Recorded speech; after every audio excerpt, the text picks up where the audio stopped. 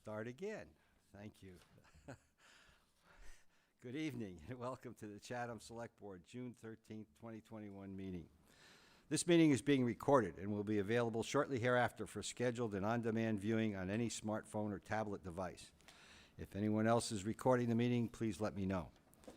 Pursuant to Governor Baker's June 16, 2021 signing of an act relative to extending certain COVID-19 measures adopted during the state of emergency, including the extension of his March 12, 2020 order suspending certain provisions of the open meeting law, that's General Law, Chapter 30A, Section 20, until April 1st, 2022, this meeting of the Chatham Select Board is being conducted in person and via remote for public participation. Every effort will be made to ensure that the public can adequately access the proceedings as provided for in the order.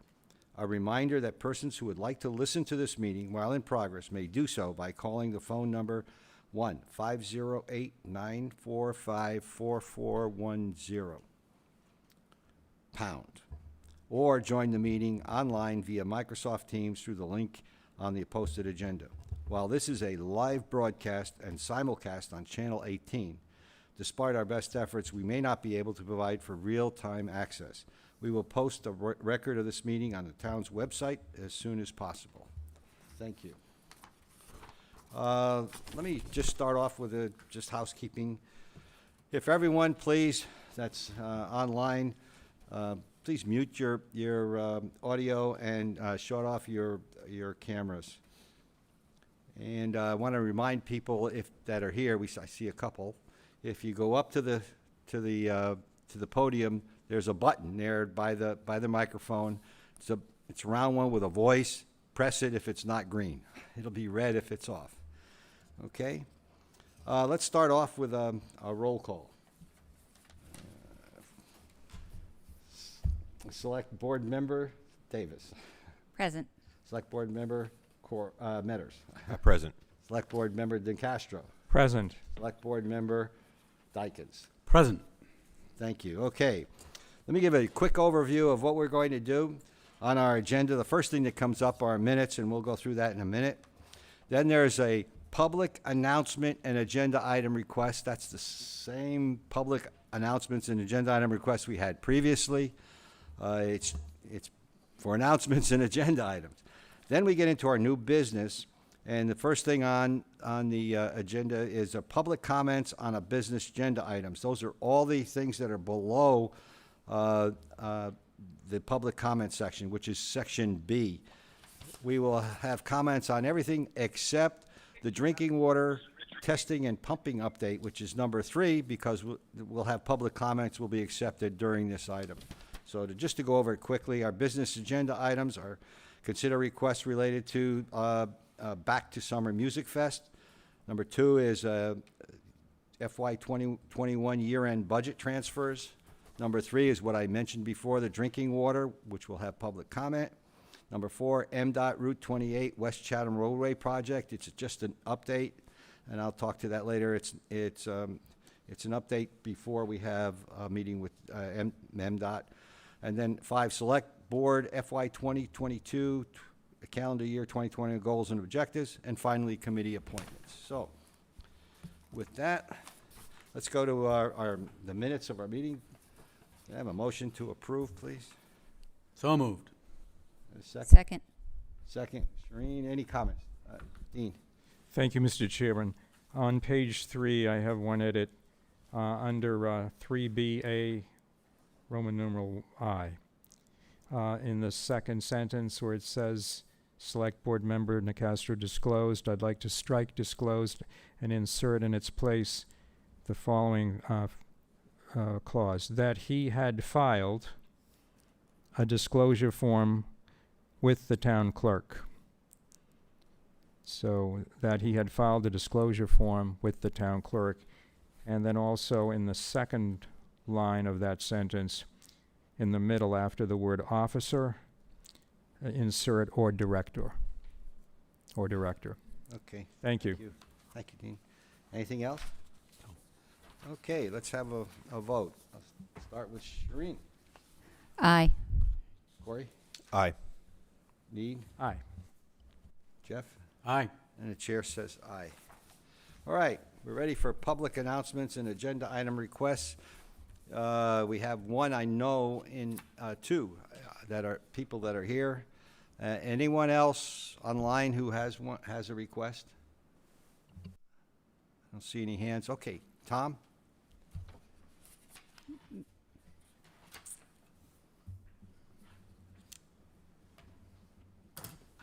Okay. Thank you. Members of the Select Board, Madam Town Manager, members of the public. I'm Tom Clark. I'm a member of the Charter Review Committee. As I'm sure everybody remembers, at the time of the shutdown last year, we were in the course of accepting input from various members of the public and also from members of the Chatham town government. I recognize some of you from your information which you provided to us, which was most helpful. Anyway, we are up and running again. And I'm sure everybody is thrilled about that, as I am.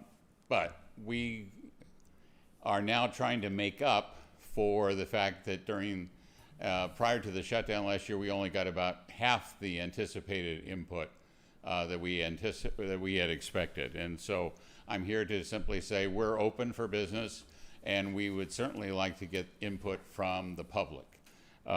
There's a number of different ways that public members may make their views known to us. They can, for example, send a letter care of Julie Smith, the town clerk, noting their comments on the charter and items that they would like to see changed or information they would like to bring to our attention. They may also appear in person, and we are setting aside time at every meeting to make sure that there's adequate time for that. And so for the public information, please know that our next meetings are on Thursday, July 22nd at 6:30 in the town annex. We will be meeting in the small meeting room. On Tuesday, August 10th, we will be meeting at 4 o'clock, same location. On Tuesday, August 24th, same location, same time, 4 o'clock, pardon me.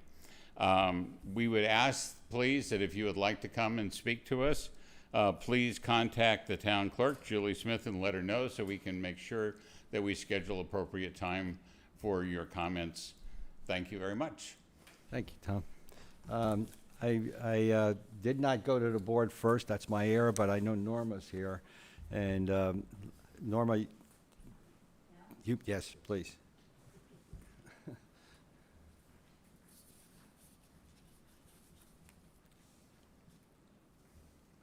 it matter which one I use? Does it matter which one I use? Yes, that one, I think. He left that one on. Well, it's nice to be back here, and it's nice to see all of you and know I can actually feel to shake your hand if I want to. It's wonderful. I have a question, of course. As I understand this, and I don't know, I understand that we are to ask questions before the discussion of any article. Is that right? With the exception of one that I mentioned. Right. How can we ask intelligent questions if we don't know the material? I mean, if a topic is brought up and someone doesn't ask questions until the topic is being discussed and then realizes that there are questions in her mind and you can't ask them, how is that reconciled?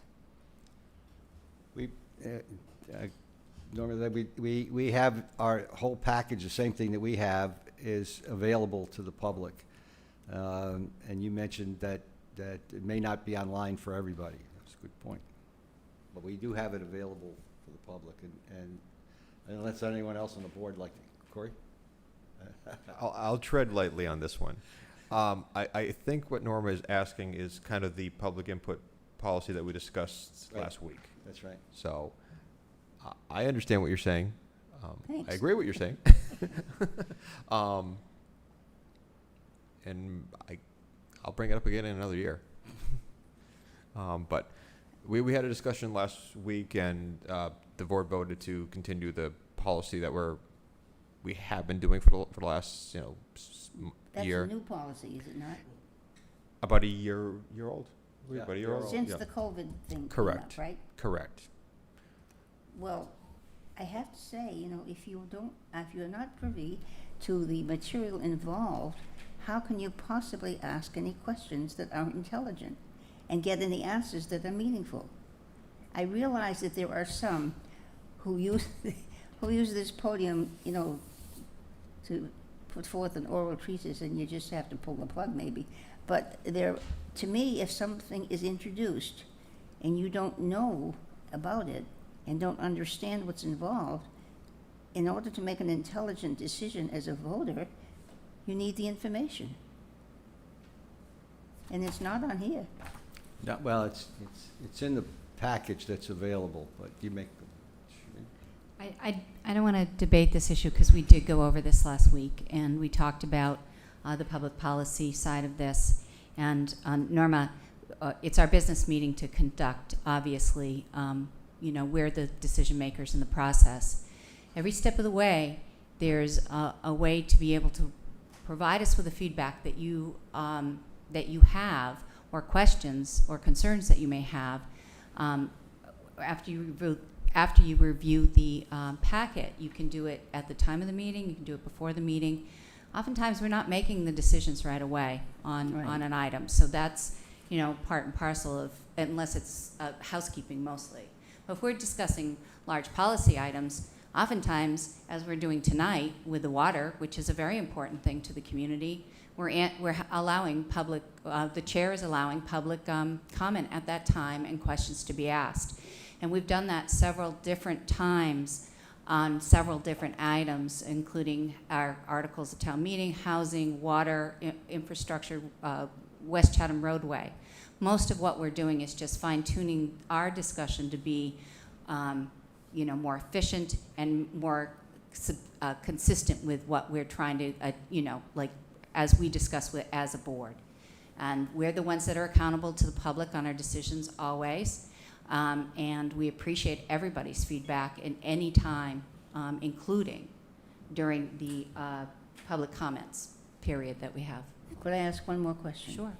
If, when you read a packet, questions come up by the public, and they're not brought up at this early stage, when will they be brought up? When should they be brought up?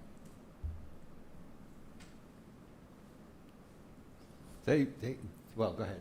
I'll let you finish. No. They are, if they're brought up, like Shireen mentioned, we don't usually make decisions on major issues right away. They'll be brought up the next time we meet. Right. Or, we're available to the public all the time. I'm getting all kinds of emails and telephone calls, so Thank you for your time. thank you, Norma. Anyone else? Let me go back to the board. Mr. Chairman? Mr. Chairman? Oh, okay, that sounds like Gloria. Yes, would you like to make a public announcement? Or an agenda request, yes. Gloria Okay. Freeman. Thank you. I'm requesting that the Select Board have an agenda item as soon as possible to discuss the Environmental Protection Agency's letter to the FAA regarding their concerns and recommendations relative to the draft environmental assessment for the Chatham Municipal Airport, and that all steps are taken to ensure that the draft environmental assessment not move forward until you, as our water and sewer commissioners, have investigated and discussed the issue. As you know, the EPA has multiple and serious concerns about our public drinking water, and certainly the Airport Commission can't supersede your authority as both water and sewer commissioners and members of the Select Board. Thank you. Thank you, Gloria. I just would remind you that, and you probably know this already, tomorrow the Airport Commission is going to also take this up. They're meeting at 5 o'clock, I believe. Okay, back to the board. Corey? Thank you, Mr. Chairman. No, I'm just going to do a little 2-for-1. I'm the liaison to our cultural council, and just a little update. So, due to several members not seeking reappointment and a couple members stepping away, our cultural council is down to 2 members. So, right now they are not functioning. They're kind of, in a tough position right now. So, they are a 7-member committee. So I would like to just reach out to the public to consider anyone interested in serving on our cultural council. Send in a letter of interest to Shauna through the town manager's office and the select board's office, or reach out to myself, and I can provide some information about the roles of the cultural council members. But short of getting a couple more members, unfortunately, the cultural council will be unable to continue their efforts in the community. So, on a second note, they are a 7-member committee right now. They can be as few as 5, as much as 20 members. And since the committee cannot meet to make such a decision, I am requesting that in September, because the cultural council usually takes the summer off, that we put an agenda item on to consider reducing the membership from 7 to 5. Hopefully, in the meantime, we will have enough people who are interested that we can fill enough spots to have the cultural council full and thriving and moving forward. But in the event that we fall a little bit short in interest, I want to have some flexibility in that. So it might be more viable to have a 5-member committee. Maybe that is expanded to 7 or 9 down the future, but I want to have some flexibility and try to keep things rolling. So anyone interested, please consider serving on our cultural council. And Mr. Chairman, in September, we can just kind of reconsider the number of members on the committee Okay. and assess from there. Thank you, Thank Corey. Yep. Dean? Thank you, Mr. Chairman. 2 things. First, I want to commend Amy Andreasen at the library and her staff, and Gay Murdoch and the trustees of the library for the event on Sunday that town manager and I and Selectman Meadows were present at, celebrating the 125th anniversary of the Eldridge Public Library. It was great to see the Chatham Band perform for the first time in 2 years, and it was a nice day for it. Secondly, I have an agenda item request. Recently, following the annual town meeting, several pieces of draft legislation were sent to Representative Peake and Senator Sear for consideration by the legislature, resulting from 4 articles that were passed at town meeting. I'd like to have an agenda item to clarify going forward the procedure for following up on town meeting articles, because it is my recollection and certainly my understanding that the town meeting votes are simply authorizations for the board to take action, and that these articles need to come back before the board for votes or consensus before an item is sent on to the legislature. So I don't know that that necessarily requires any opinion from town council, but I would like to get that clarified going forward. And if we were meeting weekly, I would invoke the 30-day rule, but I'm going to ask that it be addressed within 60 days. Thank you, Mr. Thank you. Chairman. Okay, anyone else? All right, let's move ahead to our new business. Do we have any public comments on our business agenda? I see Tom Wilson. Anyone else? No one inside? Okay, Tom, go ahead. Thank you, Mr. Chair. Tom Wilson, West Chatham. The Select Board had, I'm speaking in reference to the committee appointments, the last business agenda item tonight. The Select Board has delegated their authority as airport sponsor to the Airport Commission, and the Select Board has stated that its influence on airport matters is limited to who they appoint. Tonight, the board will be considering appointments. I ask the board to reflect on the following points. The public was outspoken in its desire for meaningful input on the airport master plan update, as the plan has controversial long-range implications for residents, their well-being, and for some residents, their property valuation. The Select Board concurred that there was a need for a Citizens Advisory Committee and recommended to the chairman of the Airport Commission that a Citizens Advisory Committee be established. The board's recommendation was not followed. The Airport Master Plan update included a recently completed environmental assessment focused on the plan's potential impacts.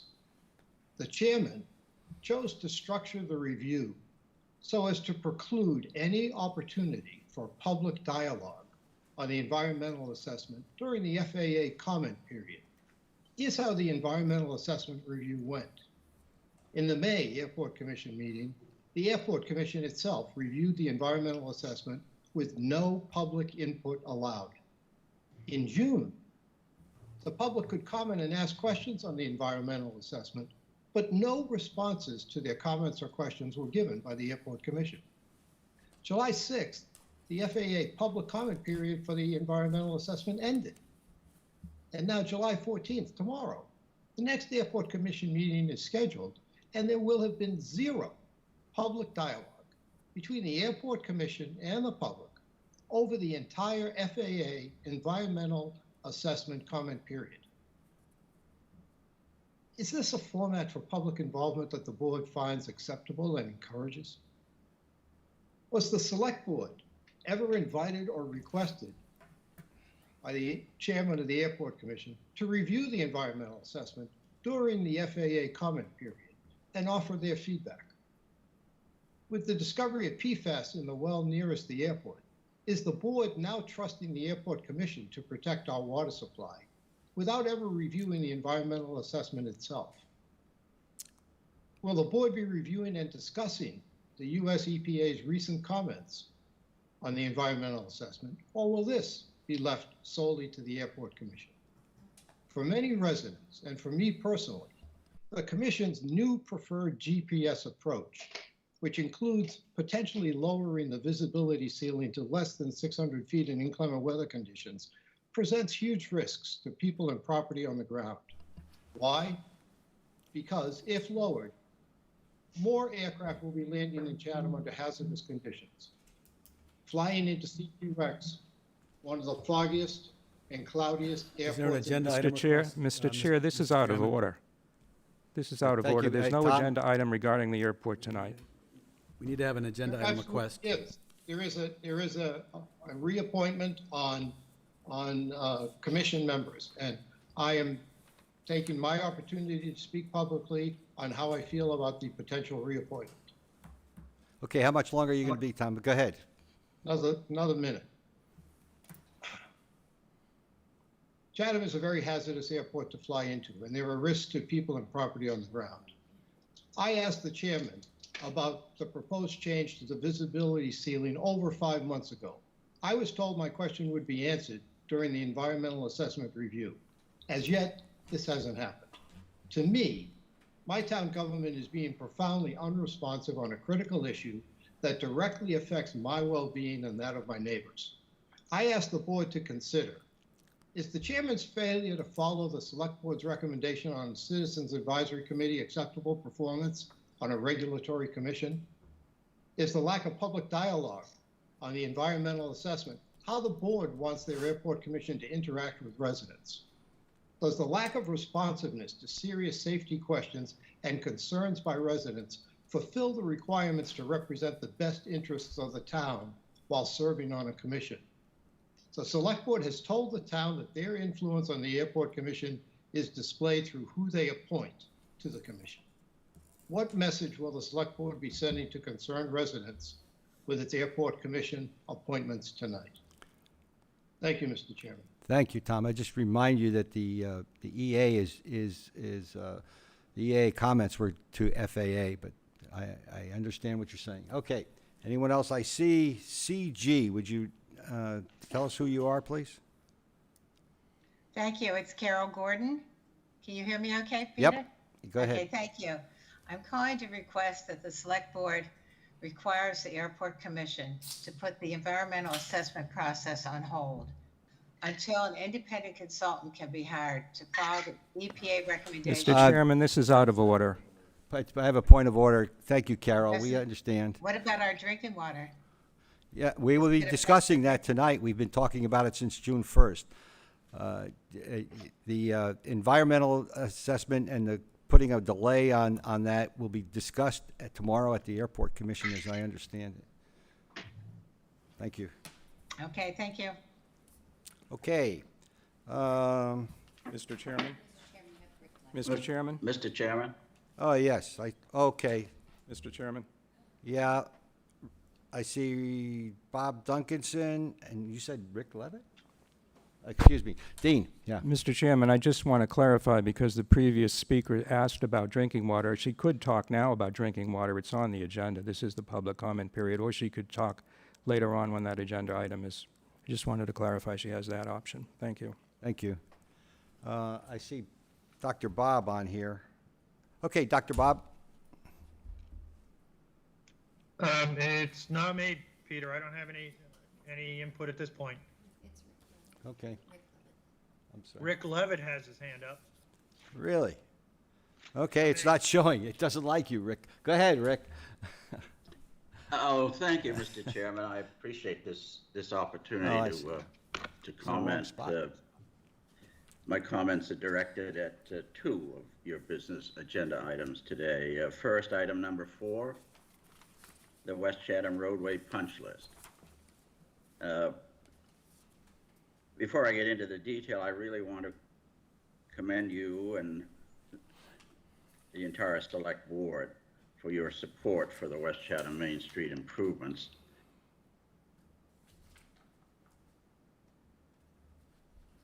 He muted himself. Rick, you Rick, need to you're off. unmute. Rick, you're muted. Okay, did you hear anything I said? Just the beginning where you commended us. We could stop there if you want. Go ahead. All right. I seem to be having a little trouble, but let's try it again. Okay. Your determination in the face of minority opposition is an example of how leadership can make a real difference in the lives of all Chatham citizens. Our new improved Main Street is working as planned, benefiting local businesses and all of us driving, walking, or cycling in West Chatham Village today. How am I doing? Am I coming across? Yep, you're fine.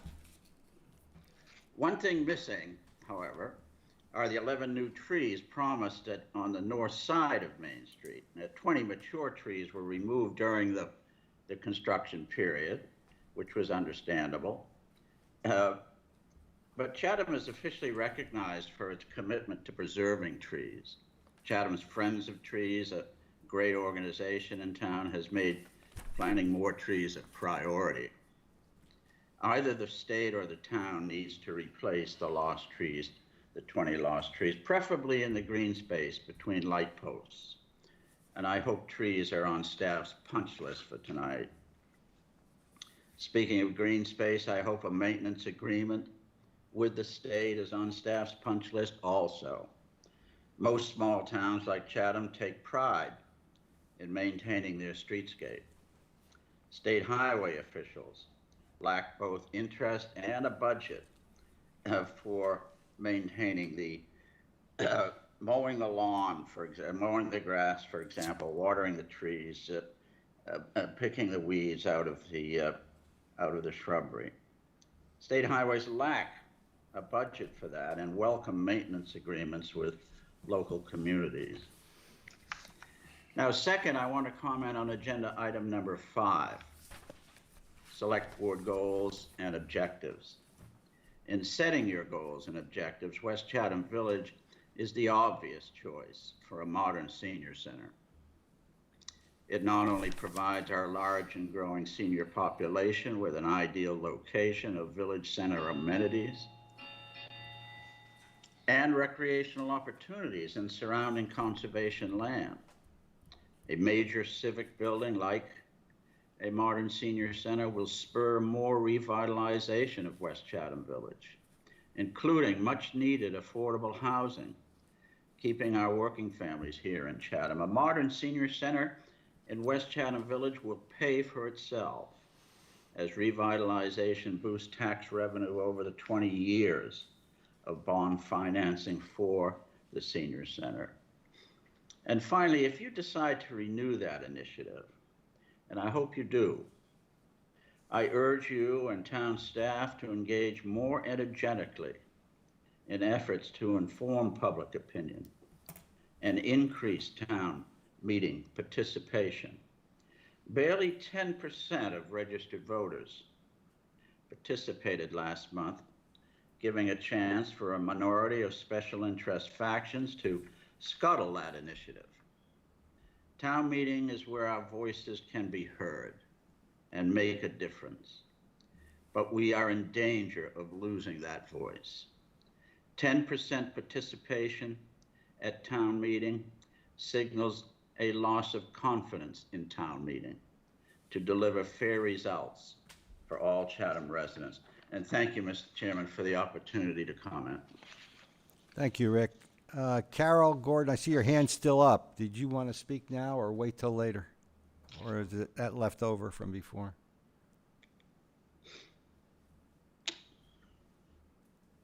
If it's okay, I'd like to just speak now.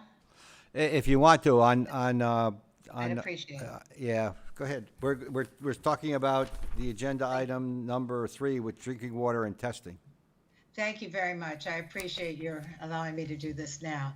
So again, I was requesting that the select board will require the airport commission to put the environmental assessment process on hold until an independent consultant can be hired to follow the EPA recommendations and investigate the effects of the airport operations on Chatham's drinking water quality. Until we have these results, the environmental assessment process should not go forth. Okay, thank you, Carol. And as I mentioned before, this issue is going to be before the Airport Commission tomorrow. Thank you. Thank you. All right. Any others? Did I miss anybody? Yes. You have to go up to the...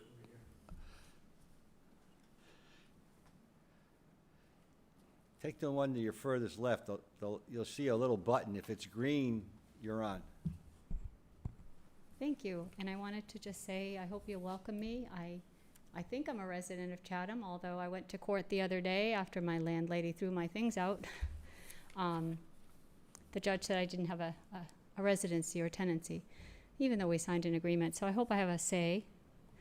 I would like to, I guess, coattail on Rick a minute or two ago about the trees and how important they are. I work at Nickerson State Park, and of course, as you all know, all our Cape Cod trees have blights or, at the very least, fungus or growth that's not natural, if not greenbrier, choking the living daylights out of our trees. So I'm particularly interested in trees, and I would encourage everyone at home who has a yard and you see trees that have lichen or some sort of fungal activity, or the leaves may have black spot, or your pine trees may be dying from the pine borer. But I would just say plant new trees next to them. I don't know if you know that, but that's the best way to get understory to grow up in the face of trees that we know are going to have down branches and eventually die. So we should be proactive. So the gentleman mentioned at the rotaries where trees have been taken down, go ahead and of course restore the trees that were there. That's already in your agenda, or already something that's been approved. But those homeowners at home, or if you have a forested area near you, go ahead and contribute by taking the little saplings that may be growing in your gutters, little trees, and plant those. But for sure, let's save our trees. Let's save Cape Cod. Let's do our best in the face of all of these things that are causing our trees to die, or to weaken, or to have branches broken off. Thank you. For the record, did you Sure. mention your name? I didn't catch. It's Carol Marie Anderson. Okay, thank you, Carol. Thank you. Thank all of you. Thank you. There was someone else that wanted to speak? No? Okay. Let's move on. The first one under is to consider request related to Back to Summer Music Fest. And, okay. Now we're on the same page. Hello. Hello, and welcome. Can you state your name, but this is to consider a request Back to Summer Music Fest hangar party, alcohol on town property. This is Monomoy Community Service. Sounds like a lot of fun, doesn't it? My name's Teresa Malone. I'm the director of Monomoy Community Services. We are attempting to create a series of fundraising activities to take the place of the activities that we usually hold during the year, that we have lost 2 full years of our large fundraisers, the Taste of Chatham and Tools of the Trade. This is a request, and thank you, Shauna, for putting this together with such short notice. We attempted this party already at the VFW, and it was rained out. This is kind of new territory for us. We've been spoiled by having Taste of Chatham and Tools for so many years. We were then informed that we couldn't get a rain date at the VFW because there's some issues going on there with staffing, and they were going to be closed to any efforts for us to do an event for 6 to 8 weeks.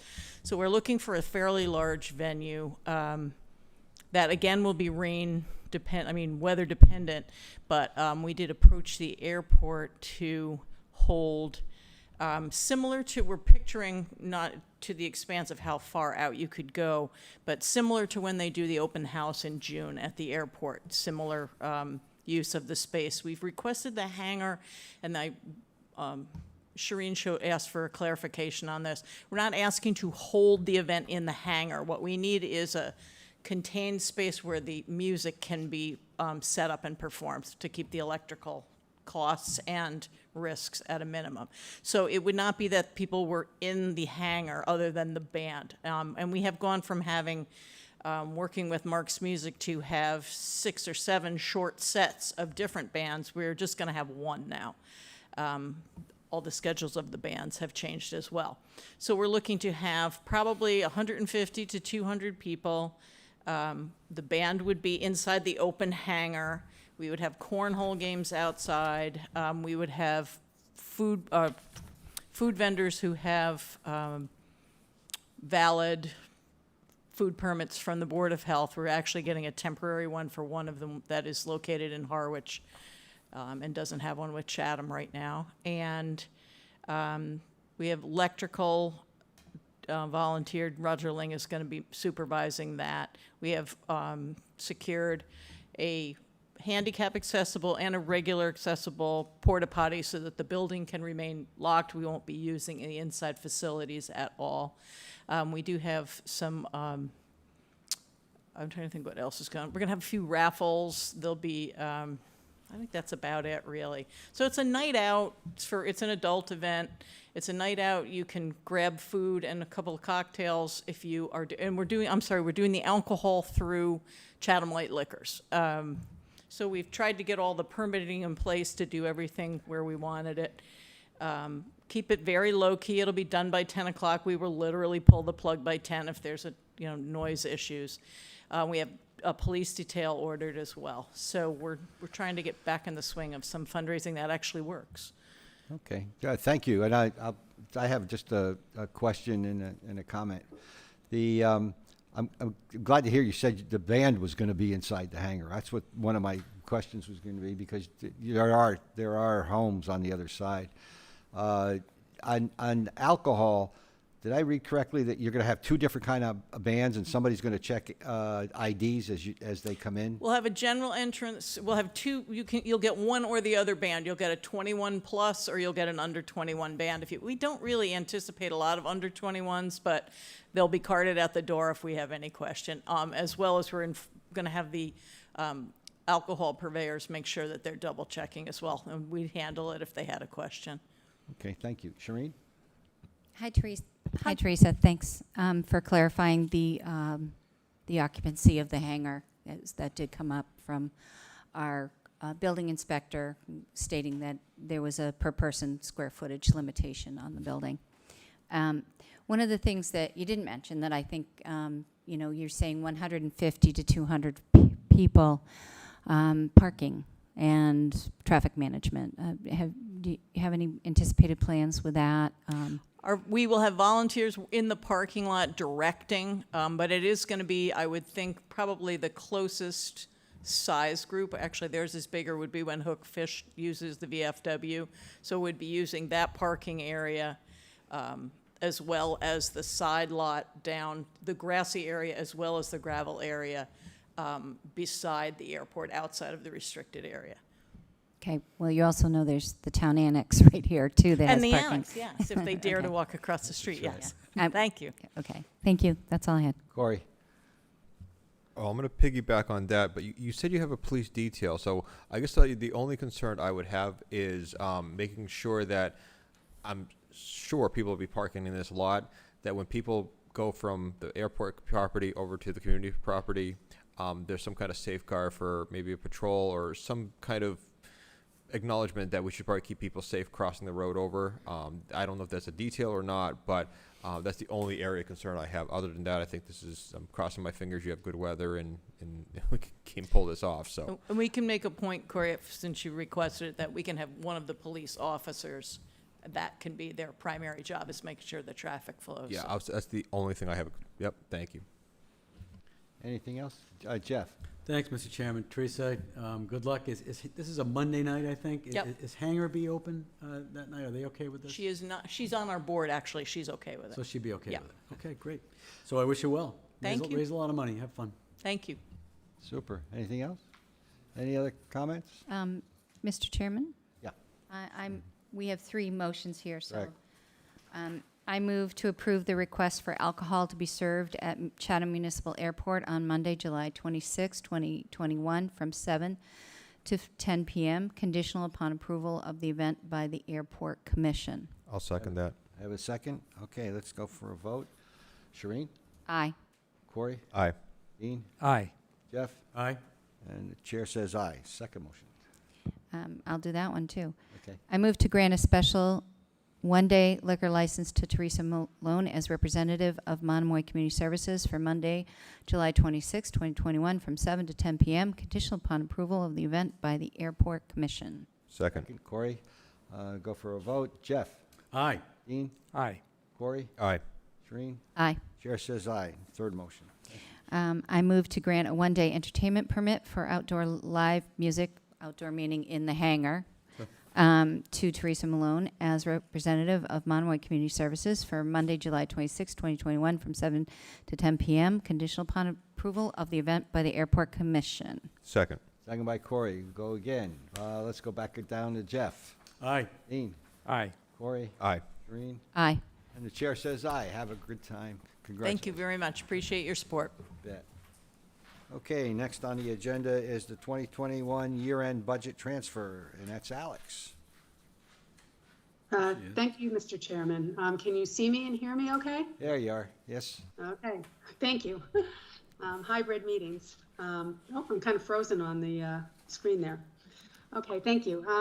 Yes, it's the end of fiscal year 2021, and we are wrapping it up quickly. We cut the final accounts payable warrant on the 15th. So in advance of that, we've asked for all the invoices to come in and reviewed all the accounts to make sure that we have enough money remaining in the different accounts to cover the invoices submitted for payment. And just an FYI right now, the warrant is almost $860,000 for payment this Friday, and that's cleaning up, we call it the cleanup warrant from FY 2021, and that's across all funds. However, tonight we're asking you to transfer under Mass General Law, Chapter 44, Section 33B, the Select Board, in concurrence with the Finance Committee, can transfer from one departmental budget to another departmental budget any amounts necessary to make that one budget whole. And this year we only are asking for a transfer into the snow and ice budget. Even though we can legally deficit spend this budget, we do try to make that whole prior to the end of the fiscal year so it doesn't have any tax impact for FY 2022. So the snow and ice budget is overdrawn by $20,135, and we're asking to transfer funds left over in the employee benefits budget to cover that deficit. And I'm happy to answer any questions you may have. Mr. Chair. Dean? Mr. Chair, thank you. Alex, just one question. You say in your memo that after the final warrant is processed, the FY21 budget was 92.05% expended. So how much, excluding the schools, how much money would we have not utilized from the appropriated 21 budget approximately? I would say, because we do have turnbacks in the school budgets due to Chatham approved their budgets early on in the process, and then they reduced their budgets after that. So I would say approximately 95% expended. So that would leave how much left? Oh, I don't have that figure with me right now. I'm sorry, but Okay. I can get that to the board. That's all right, thank you. Mr. Chair, I move that the board vote to approve, one, the transfer of $20,135 from the benefits budget, and two, the transfer of $20,135 to the snow and ice budget in the Department of Public Works. Okay, do I have a second? Second. Thank you. We'll start with Dean. Aye. Jeff? Aye. Corey? Aye. Shereen? Aye. Chair says aye. Thank you, Alex. Thank you very much. All right, now we're on subject number 3, Chatham drinking water wells, and that's Tom Temple. And I might just, as Tom is going up to the podium, oh, you're going to see, good, that's even better, thank you. Just make a comment, you know, this is in follow-on, I don't know how much you're going to get into, follow-on to our beginning of this discussion on PFAS in June 1, and it's also follows what the town has done since they found PFAS in one of our wells, which was to shut it down immediately. Our drinking water is safe. What we're dealing with here is to mitigate the problems, potential challenges that we'll have with PFAS if we could figure it out one way or another. And as you mentioned in your report, short-term and long-term, which you mentioned before, I may add later that long-term should also include something maybe like figuring out where the source is. That's another issue, but it's all part of a longer term. And one other comment on the EPA letter, that was July 6th, was the middle of last week. The EP letter is a coordination letter with the FAA. It's appropriate. In any kind of government agency that does environmental impact, the EPA always weighs in, and that's what they should do. They did their job. We need to do our job, which is to make sure that our water is clean, because when they come to us, it's not to babysit them, but it's to make sure that our water is properly taken care of, and that's our job for the whole town. Given that, Tom. Thank you very much, Mr. Chair and Select Board. As you indicated, the EPA identified PFAS compound among the list of unregulated compounds emerging concerns in 2013, as mentioned in my agenda report. The town of Chatham in 2014 started testing on a quarterly basis with no detections. EPA's health advisory limit at that point in time was 70 parts per trillion. In October of 2020, the state of Massachusetts, Mass DEP, decided that they were going to change the limit, and they went to 20 parts per trillion instead of the 70 parts per trillion.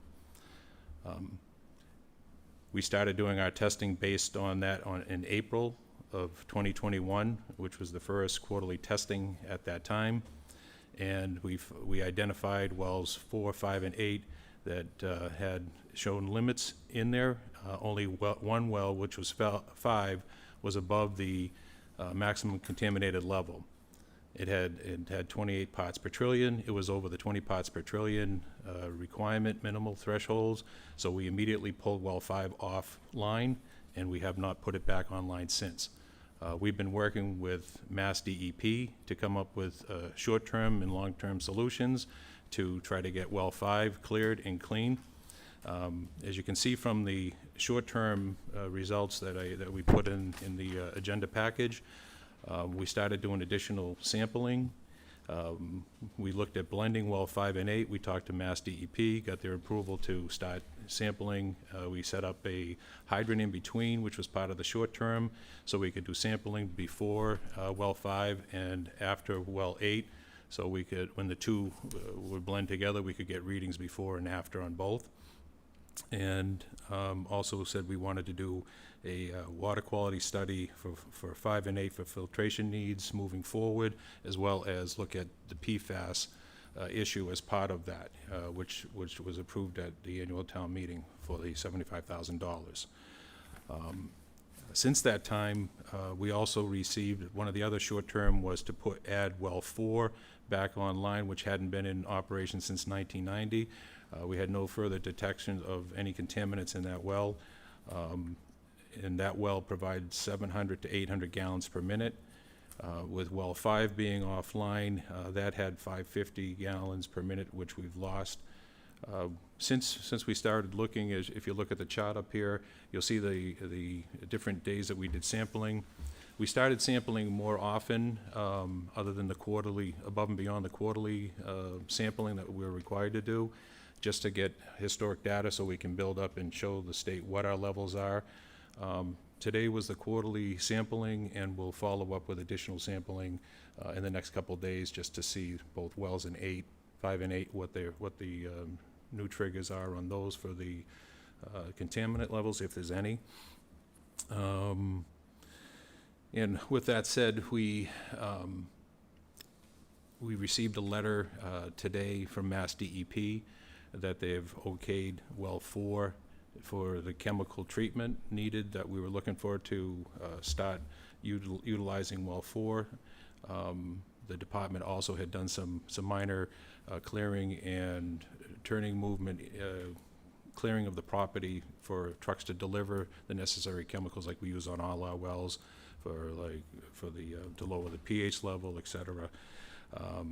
So with the new letter and hopes to get that back online, it looks like right now, the way it stands, we probably, we were looking originally in my report, looking for July, last week in July, first week in August, to put well 4 online.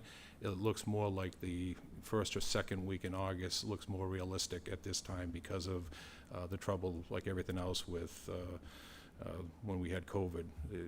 Trying to get the materials and products are a little bit tougher because everybody was out of work for so long that everything seems to be backed up. So on the short-term side of things, things are looking good. On the long-term side of things, we definitely would love to get wells 10 and 11 completed in the design and construction of that, which would also add 700 gallons per minute to our system.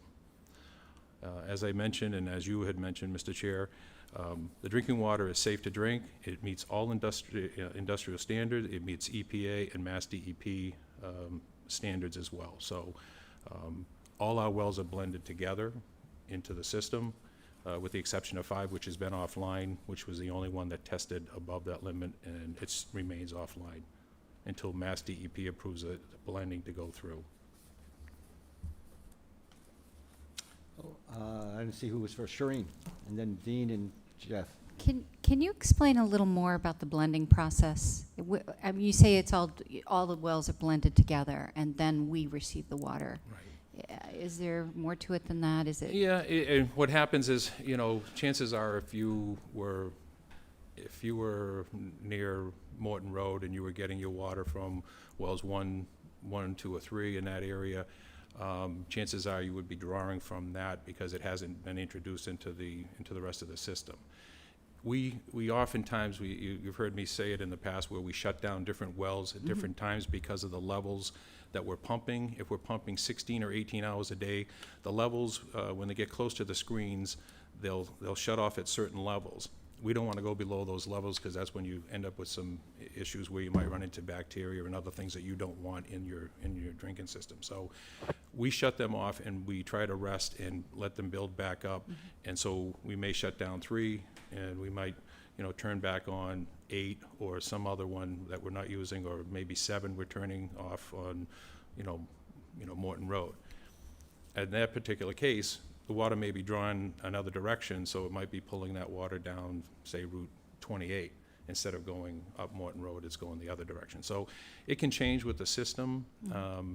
And so when we say we're shutting off one and you're getting your water supply and it's all blended together, it goes to the tanks. So the tanks everything's going up and it meets certain levels. So when we have the high demands and we say that the low alarm rings on a Monday, Wednesday, and Friday when people are using the irrigation system, the tank is drawing down, so it's pulling from all our wells, and you're lowering the amount of water that we have and we need for, you know, all our bathing and drinking and fire suppression. So that's what I mean when I'm talking about the blending on that.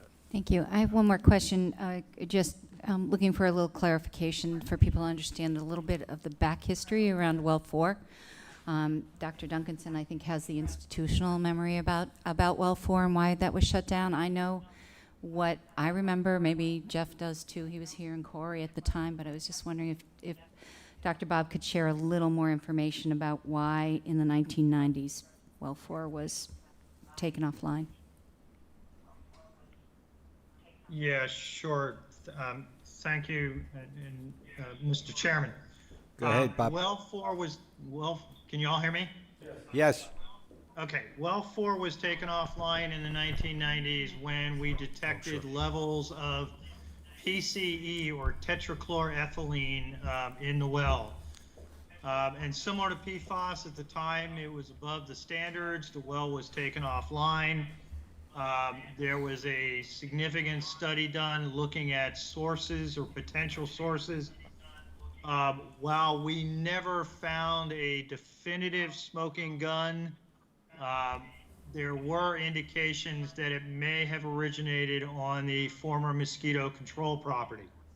And that was the prevailing theory based on all the work that was done at the time, although we never definitively found anything, you know, on that property that absolutely said it was the source. And so at the time, even though the levels of PCE in the well declined a little bit, there was a significant concern within the community about putting any levels in their drinking water. So basically, people didn't want us to use that well unless it was absolutely necessary. And so as a result, that well was taken offline. The town has maintained it as a drinking water source. In other words, we did not abandon that well because that was one of the options through the state at the time, but the town was concerned about doing that if we did need that well in the future. So we have maintained that well as a permitted drinking water source since that time. It's been routinely sampled. You know, as everybody has heard me talk about before, groundwater on the Cape moves about a foot per day. The prevailing direction on the south of Route 6 is towards Nantucket Sound. So over the years, whatever the source or the plume for that PCE was, it has moved beyond the current capture zone of well number 4. And so in the immediate past, we have not had any further detections of PCE in that well. And that's why that was one of our first choices towards replacing well 5 in the short term, because it is a permitted well site. It does, as Tom alluded to, it does need some chemical feed additions because we didn't have that back in the 90s, but hopefully we can get that well back up in production here quickly. So that's kind of a brief history of what happened with well 4. Thank you. Thank you, Tom. Dean. Thank you, Bob. Thank you, Mr. Chair. Tom, I have a few questions. First, in the chart, maybe you might want to put that back up.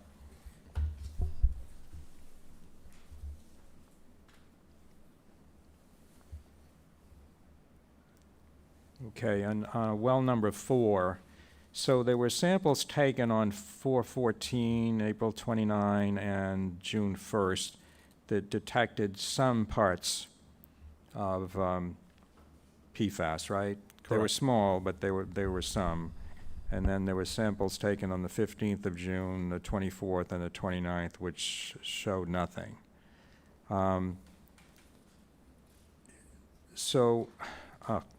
Most of the other wells, except for 5 and 8, show nothing. Is that, am I reading that correctly? That's correct. Okay. Actually, Mr. Chairman, NS is not sampled. Not sampled? Right. ND is non-detected. Yeah, those wells were not sampled if it's NS. Only if it's ND was. Okay, nothing were detected. No detect. yeah. Okay, Right. thank you for the clarification. Okay, appreciate that. There's been some concern voiced to us through emails that in opposition to blending wells 5 and 8. I know you talked about the blending of all the wells into the system. We are not currently putting into the tap water a blending of 5 and 8. Is that right? You're still testing that? That's correct. The only thing we're doing right now is utilizing well 8. Well 5 is offline, and it's been offline since we had the first detection. Okay. We are sampling and blending because we set up a hydrant so we could do sampling, so it's not online, but we're able to take the test results and sample what levels we want to blend. So right now you can see at the chart on the bottom chart where you see the well 8, it's 560 gallons per minute, and we were sampling well 5 at 420 gallons per minute, and then the next time we went at 270 gallons per minute for well 5, and then ultimately 250 gallons per minute. We're trying to see the ranges and what we end up with when we're blending lower amount from 5. You're reducing 5, so you blend more of the well from 8 in with the 5. So if you were to determine that blending 5 and 8 is a reasonable solution, would you just implement that, or would you come before us as the Water and Sewer Commissioners and ask our okay on it? We'd have to get permission from Mass DEP to even look at blending, okay? Right. They initially said that we could look at that as an option. We have to show them this data and show that it's clear what our readings are and that it's safe to blend.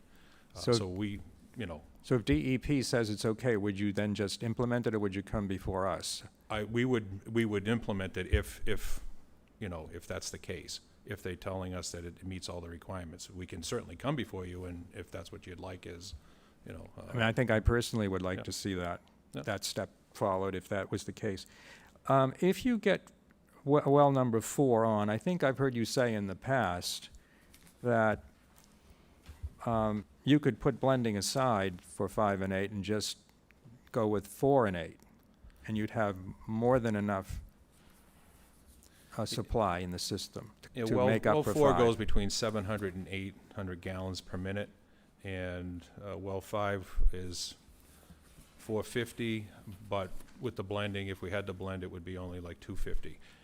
The problem you end up with is if you need the supply, we kind of lucked out on the 4th of July. We had rainy weather, we had a lot of people here, but if you have a lot of people here and a lot of use, and your wells are running, our wells were running 16, 18 hours at that point in time, you're getting close to the thresholds for them shutting off automatically before they get that 1 foot before the screen level. So you end up with a case where, you're sooner or later, and you have nice weather, you might need those wells. So the blending gives you that emergency water if you need it, and it meets all the requirements. So I guess the point would be that we'd come back to you, let you know what, Mass DEP says, and we would only utilize it if we had to, where the other wells are pumping. In ordinary circumstances, 4 would more than make up for the loss of 5. Correct. And then you talk about the 10 and 11, there's a $3.5+ million cost for that. But I think I heard it said by Weston and Sampson when they were here a month or so ago that you'd have to have a new iron and manganese facility to make 9 and 10 operational. For wells 10 and 11? 10 and 11, that's what I meant. At this point in time, that's not the case. We're not getting traces from that high Okay. levels. It's not to say that we won't in the future, as you're drawing more. And it's not saying, and I think we talked about it, that, moving forward, I think we need to look at, when we're looking at each of these, wells, that we're also including PFAS as if we're doing any remodeling, for instance, if we end up doing 5 and 8, it definitely has to have PFAS because of 5, and we had a small amount in 8. That's something that we would definitely want to make sure we have the ability to add on. If we do the iron and manganese removal, we would also make sure that we have the capability of adding that PFAS equation to it. Well, I brought it up because, as I recall, one of the Weston and Sampson people talked about an approximate $7 million cost for an additional iron and manganese facility possibly being needed at some point in the future to open all these wells up. I think, and we have Weston and Sampson on the line if you want to ask that question perhaps they for could- Leah. But it's my understanding that when we did wells 6, 7, and 9, it was a $10 million project, and I think we completed it 1.89 million under budget and on time. So while the numbers were higher, we need to also include PFAS with it. So there'll be those tanks, the GMA's tanks are going to be probably about $1 million each if you need more than one. So you're talking Well, I a would couple. like to get that clarified in a second, but I guess I'm trying to make the point that you've got a short-term solution and a longer-term solution. I mean, I don't think this issue is as complicated as trying to locate the senior center, for example. We know what the solution is. Right. And we're gonna have to pay for it. The short term is to get well 4 in place and to deal with 5. The long term is to get 10 and 11 added in. That's So, correct. so if I see Leah is on the screen, perhaps she could comment on my question about iron and manganese. Leah, are you present? Happy to. Yes. Can you hear me? Yes, thank you. So, what we're doing is, it is our reality that water quality is not getting better, right? So 10 and 11 does not currently require treatment. It, for iron and manganese, it doesn't, and it also does not require treatment for PFAS, right? PFAS levels at 10 and 11 were, I don't remember exactly what they were, but I think they were non-detect. So, but that doesn't mean that when we start pumping that well, it will not require treatment for iron and manganese. In fact, history has shown us that it will over time. We don't know when, but we can anticipate that it would. And I think your comment about us knowing what the solution is spot on. So $3.5 million gets us the pumping systems. It gets us chemical feed. It allows us to put it into the system. We pump it for a few years, and then we watch the iron and manganese levels, and then we eventually move into a full, what we call filtration, which is what you have at Morton Road. 5 and 8, because it's a similar situation, iron and manganese levels are increasing, and because you have PFAS, it has complicated the treatment at wells 5 and 8, which are the training field wells. And we cannot remove PFAS unless we have the iron and manganese removed first. So that treatment plant, in order to remove PFAS, will be full bore. It'll be what you have on Morton Road plus what Tom said, which is the granular activated carbon, that's the GAC, in the big filters on the polishing on the back end of it. Does that answer your question? Yeah, I guess I think I'm understanding that we don't know yet, but it is possible at some point in the future we might need to build a second iron and manganese plant as we have on Morton Road. Is that correct? Yeah, I think it's probable. And that's Yes. And that right now we think that could cost, the one on Morton Road costs in the vicinity of $7 million or so. Yeah, for construction. Okay. And that would be paid for, and this is not a question for you, I guess it's a question for Alex, that could be paid for by borrowing on the water side and paid from with the amortization paid for from the water rates, not on the tax bill. Yes, Comes out of the exactly. same people's wallets because most taxpayers are also water rate payers. Okay. Yes, and we would try to get you grant funding, and you would be rolled into state loans and that kind of thing. But Okay. yes. Thank you. One last question. I guess this is a question. It could be for Weston and Sampson or for Dr. Duncanson. I recall, I think it was one of your colleagues, Leah, when you presented before us, who said it is pretty difficult, if not impossible, to detect the source of PFAS. Sometimes there's an obvious source, but in many instances there's not. Is that correct? Because I'm wondering if it would not make sense for the town to engage a qualified expert to try to come up with the identification of the source or sources of the PFAS in our town wells. Would that be an unreasonable expenditure of funds? Because I may want to be offering a motion to that effect after we hear from the public. Dean, I see Dr. Bob's on. Do you want to respond, Bob? Yeah, I mean that, we've been talking about that quite a bit over the last couple of weeks, obviously, and I think I'm probably the one at town meeting that, made the statement that PFAS is very ubiquitous in the environment because it's in so many items in general use, people's homes on a daily basis.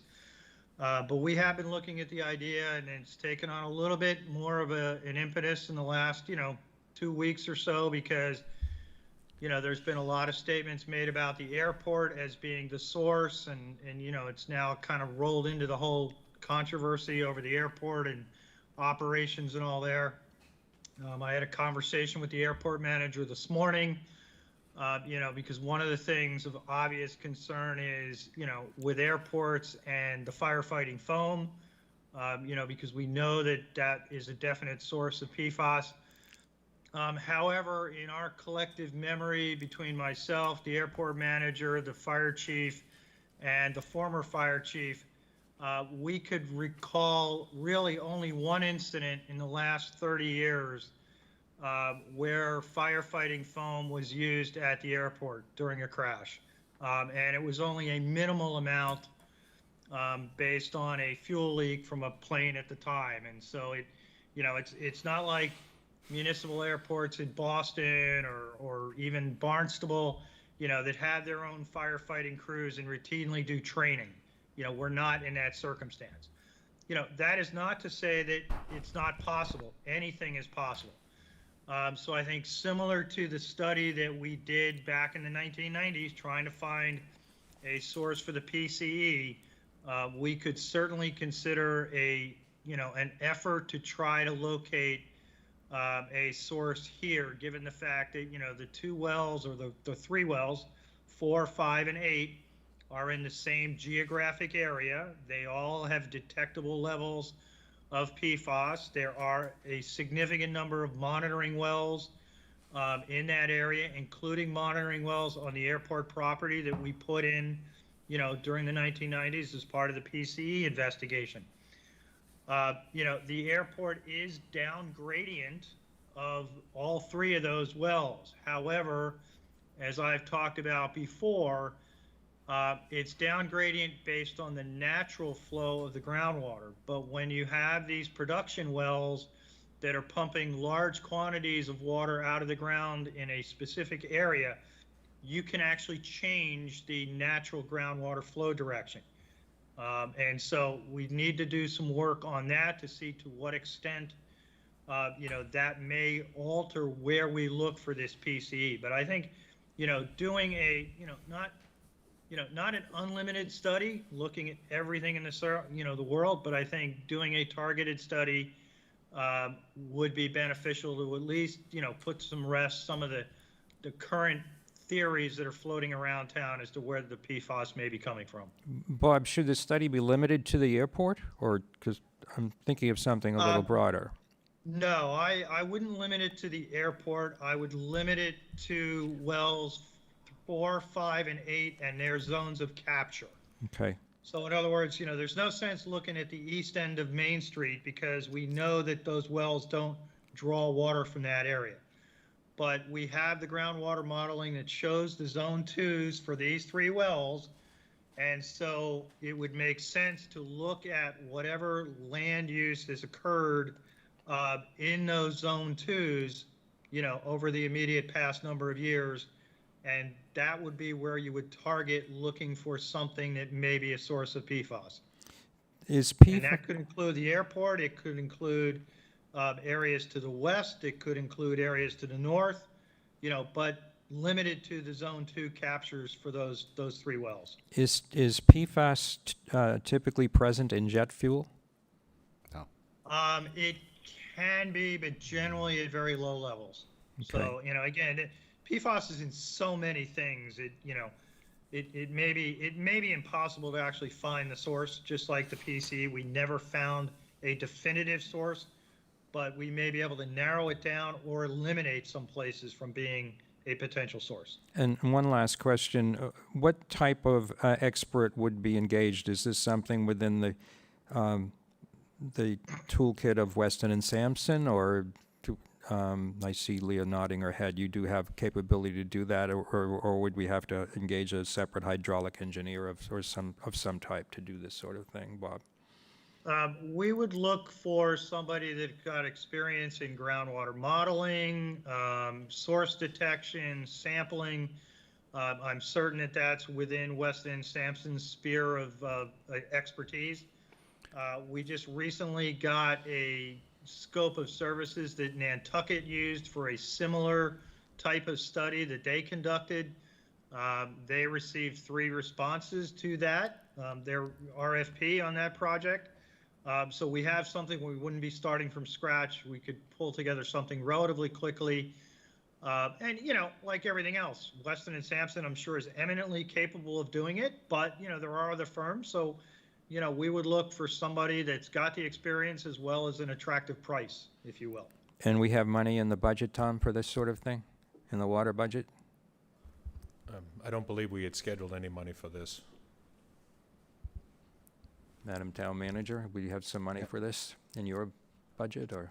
I have a consulting and engineering account that started the fiscal year hasn't been depleted. I think there's 75,000 for FY22. Okay. So it's just a matter of how much, and if Alex can find other funding from maybe another appropriation that wasn't expended relating to water. Okay.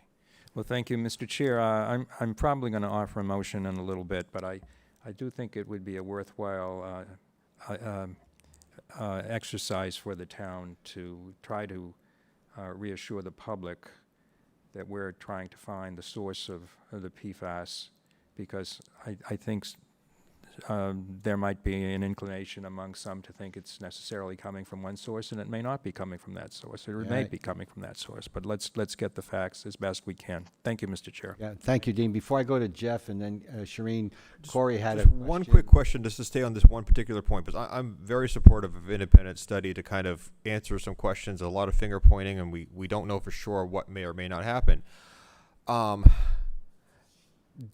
What about the site we're on right now? I mean, this used to be a lumber yard many moons ago. When we developed it, is there any history of any sampling when we did the construction, or anything that would eliminate it or keep it in consideration if we were to broaden the study to certain sites? With the past commercial history of this site, what are your thoughts? Yeah, there were some monitoring wells put on the annex property prior to construction as part of our PCE investigation. Just because of the fact that you're absolutely right, it is a former lumberyard site. So there are still some monitoring wells. I believe they're still in existence. We'd have to double check. I think I made sure they were protected during construction of the police station and the annex building. But that's what I say. There's already quite a few monitoring wells in the area. So it wouldn't be like we'd have to go out necessarily and drill a whole new well set, but we could start with the existing well set and see where that may lead. All right, thank you. Thank you. Jeff? Yeah, thank you, Mr. Chairman. Thanks, Tom, for your information. Just a couple background questions, if you will. Following up on well 4 with 800 gallons a minute, and well 5 produces 450 gallons a minute. I guess my basic question is, how are we doing on pumping? And just looking at gallons per minute versus gallons per minute, one could assume just from a chart that the 800 could replace the 450 if in fact well 4 can get online and pump 800 gallons per minute. So I have a question there. Just why can't we just shut well 5 down and replace it with well 4 in the middle of August? Yeah, I think when you look at the numbers, that's the maximum on the wells, but we actually, correct me if I'm wrong, Leah, but we actually back those back when we're pumping out of each of those wells when we're entering into the system. So, it's not actually at 450, it might be at, 430 or 420 in some cases, and some a little lower based on what wells are on and what wells are off. So it's something that the chief operator looks at when the system's going and how long they've been pumping, and if it's been 16 hours or 18 hours, he's cutting back and based on the flows and which directions they're going. I know as part of wells 10 and 11, as part of my capital, we're looking to, as part of this year's water infrastructure, each year we have money appropriated for replacing old deteriorated water mains or undersized water mains. We work in conjunction with the sewer projects, making sure we're replacing those if they need to be replaced, leak histories, et cetera. And as part of the wells 10 and 11 on tap this year, because the sewer is going to be coming in that area for the next round of sewer projects off of Morton in that area.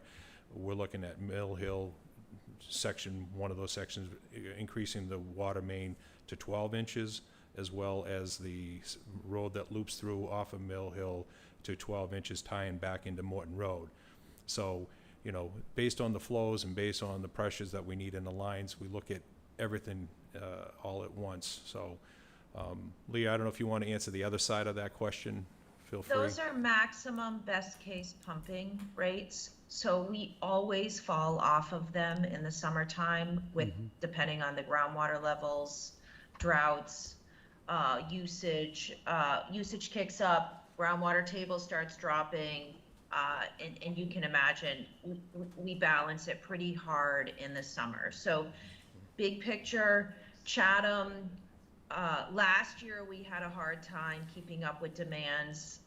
And that was with well 6 online. We put the plant online, and that gave us 6 last year. So we fight it. We fight keeping tanks full during peak demand periods, during drought periods of drought, pretty hard. So you're absolutely right. 4 is a replacement for 5. 5 has been off. 4 is not on. Right. And right. And it causes us problems during. No, I get that equation, I understand that they're both offline now, but when 4 comes back on, I would hope that could, in some measure, replace 5 that is currently offline. Definitely. When we pump, do we pump into the water tank, and the water tank is used as a giant reservoir for the town? Does water go there and is automatically blended? It may sound like a stupid question, but when you say you Every pump. day, so every morning, Yeah. Let's look at your cycle, right? So in the morning, in the early morning, irrigation demands kick up, Yep. and then That pumps residential through. demands kick up, Yep. and your tank is dropping Right. through all that period because you're using more water than you're able to pump from your sources. At some point during the day, that probably you start filling that tank again, Yep. and then at some point in the evening, it starts draining again, and then usually by midnight, 1 o'clock, you want that tank to be full again. That's your daily cycle.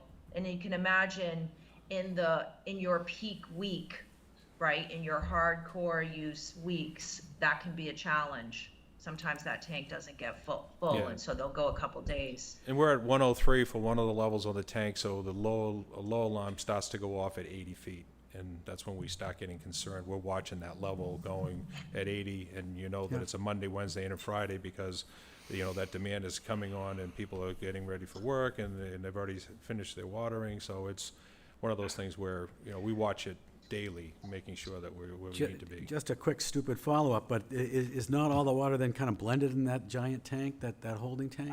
From all the different wells? That's correct. Yeah. Okay, so It is. Yeah, Yep. and do we ever actually test the water in that giant tank? We test from every well and where it enters into the system, and it's all going to that tank. And Right. we also have the testing areas at each one of the wells that we take samples as well.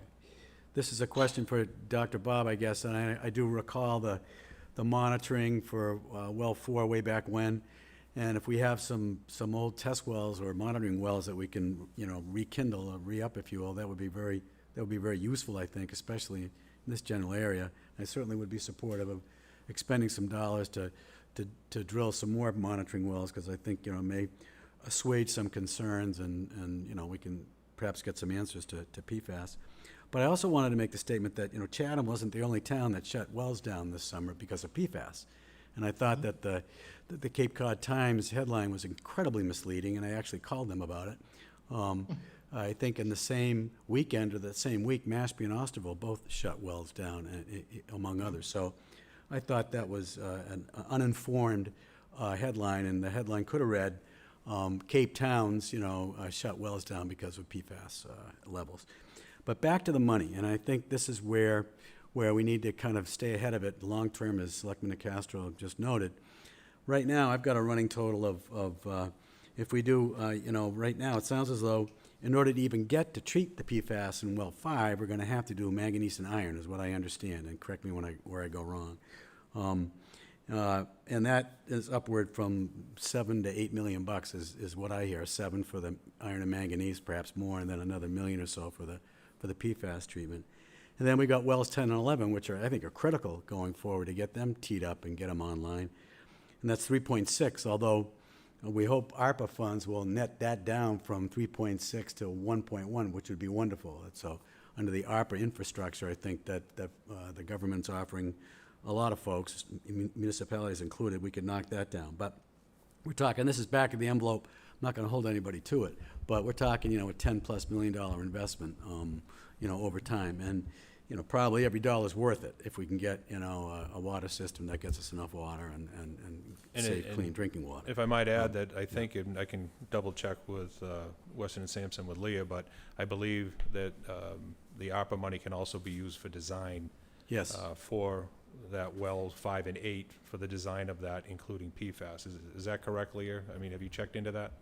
Yes, we did check into it, and if it has PFAS, you can use state monies for design.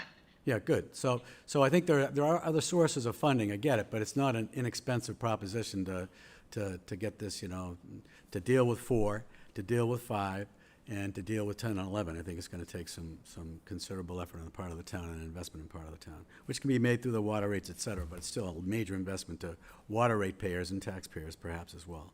So anyway, I would support, and I know Selectman Castro is likely to front a motion here, but I would support a motion to drill some test wells and see if we can find out where this PFAS is coming from as best we can. Knowing that, I think it's a fairly ephemeral effort. With the notion that gradients and water levels change, daily, weekly. When you draw, it changes. So anyway, I'd be willing to spend some money to do that. Thank you. Shereen. Thank you. Jeff made my point about the regionalization issue, that we're not the isolated community just dealing with this. The rest of the Cape is, except for maybe one town on the Cape, which might be an anomaly. However, from a regional perspective, we may never find out where the source is coming from. I just want people to have a better understanding that if the entire Cape is being impacted, and PFAS apparently is fluid, I guess, in where it moves, and where it lands at certain times. That was all, but I'm in favor of at least trying to identify to help the community feel more secure about the good work that we do with our water in town. Thanks. Thank you, Shereen. Corey? Thank you. I just one other question. Going back to the concept of blending the water from wells 5 and 8, and you said that you're going to have Mass DEP review it and kind of sign off on it for us to consider that. Any idea what kind of standards they're going to look to review that? Because you're going to make a pitch to them that this is a good idea. We're going to blend water from wells 5 and 8. What do you expect them to look at and to consider something like that?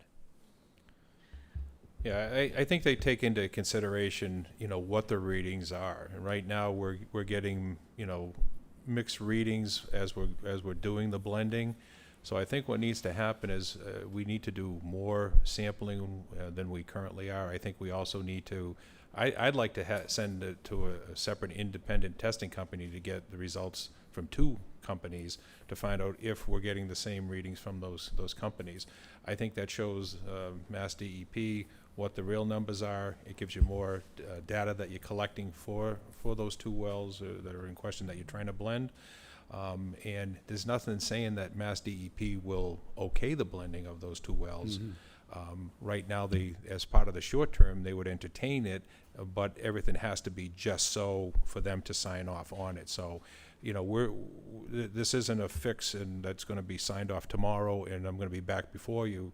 This is something that, you know, we're going to continue having to take samples above and beyond our quarterly samples and show what the real numbers are. So that's why I think it's important, our short term, getting 4 on as quick as we can to make sure we offset that need that we do need for 5, you know, being offline. Just one follow-up question. So the blending, this blending concept, has it been done in any other communities in Massachusetts that you're aware of, and how successful was it? Lee, I don't know if you're still there. You deal with a lot of different communities. I'm sure that they've used the blending method. If you want to elaborate.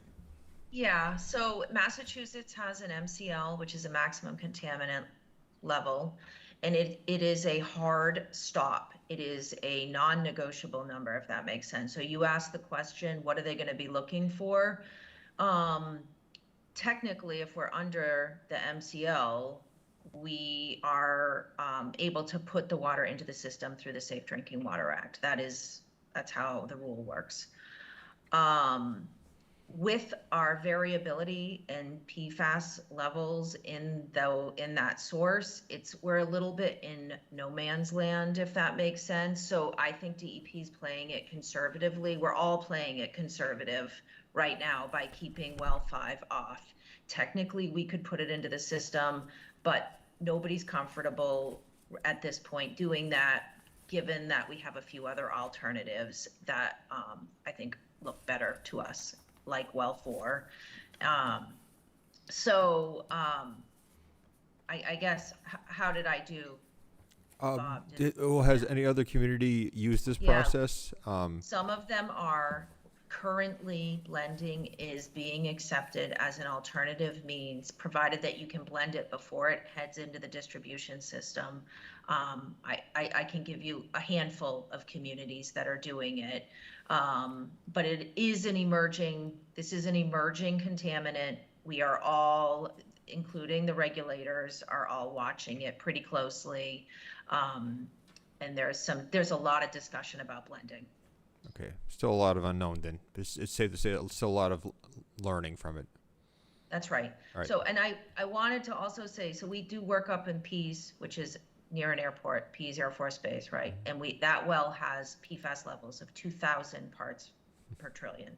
So we're in levels down in Chatham in the 20, 40 parts. It may not be easy to find a source. The source could be septic systems. So it's just we're really on that fringe of with the levels kind of hopping where they are, right? They're going between non-detect and 40, 50 parts per trillion. So more sampling is definitely appropriate here to get a better feel for what we're dealing with. All right, thank you. Anyone else? Jeff? So just a quick follow-up question. So are we tilting at windmills, kind of looking for the PFAS source or not?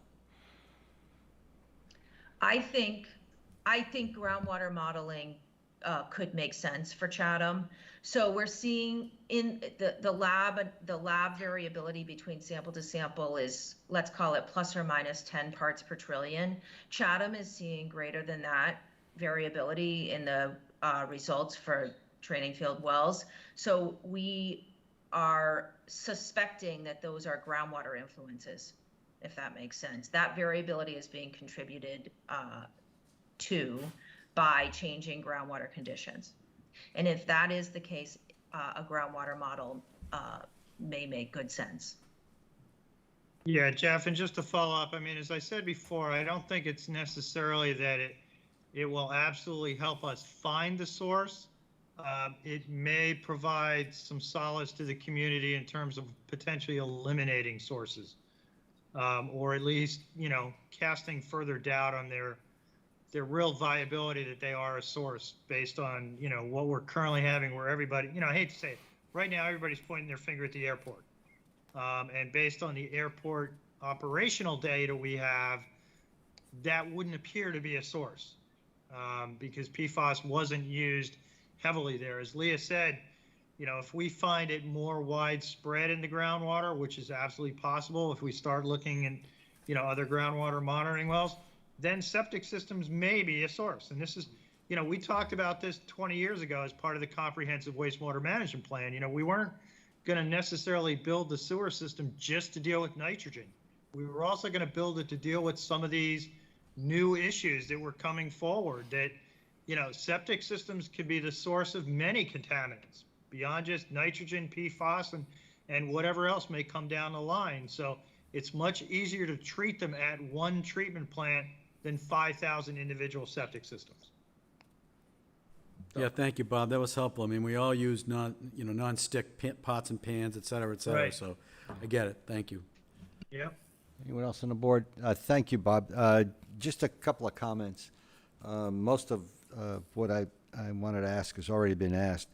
Just to go back, take a step back, the state changed their requirements from 70 parts per million to 20 parts per million. Just, what, pardon? Trillion, that's right. I'm trying to get it better. Anyway, can you give an example? Someone gave an example of what that really means, 20 parts per trillion, when you're looking at a part in an area of water. The best example I can give you is 1 grain found in an Olympic-sized pool is what And I we would can give you. test down to that level and to a That's the example that and that just makes the point that testing is very important to anything we do, and I also agree that we should look at a long-term solution, not solution, but a long-term look at, and I like the way you put it as far as modeling how the water flows and what needs to be done. That makes considerable sense to me. I just make one other comment. The state and the feds are looking at this in one way or another. Now, it's into potential legislation. Massachusetts is one of the, I don't know how many, few that have changed the criteria and lowered the criteria for PFAS, is the way I understand it and when I read it. The federal legislation, if it gets through, and it seems to have some bipartisan support, is going to talk about forcing, the Federal Environmental Protection Agency to be more strictly regulate the future use, and also, provide contributions to help clean it up. The state is very similar to that. So if we follow the example that was done here on water and sewer, we're a little ahead of the game and may be very available for additional funding besides the ARPA funding. And that's I'm guessing that, but this is a national issue. It is not just in Massachusetts, not just Chatham. It is in a number of communities, and it's getting the attention of a lot of people. So, I just say I think we need to continue. I appreciate the fact that you guys are really on top of this, and that makes a lot of sense to me. And I can't think of anything else that you could be doing that you're not, especially when it comes to the immediate quality of our water, and that's number one priority. I mean, it's just plain number one priority for the town. It's just simple as that. So I know Yeah, Dean. Peter? I'm sorry. Go ahead, Dr. Bob. Yeah, Peter, I was just for clarification or for information, if you will, there is no federal standard for PFAS under the Safe Drinking Water Act. What EPA has had in place for a number of years is a public health advisory, and that's what we have at the 70 parts per trillion level. It is not a regulatory requirement under the Safe Drinking Water Act.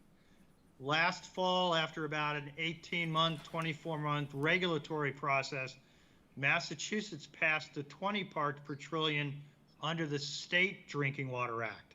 So those are really two separate things, right? Up till now, the feds have not regulated PFAS. They've been talking about it for a number of years, but they have not taken any action yet. Now, with more and more communities across the country finding it and the costs involved, as you stated, there is more pressure now potentially coming from Congress that would require EPA to set a standard within the next 2 years. Whether or not that happens and what that level may be, we don't know yet.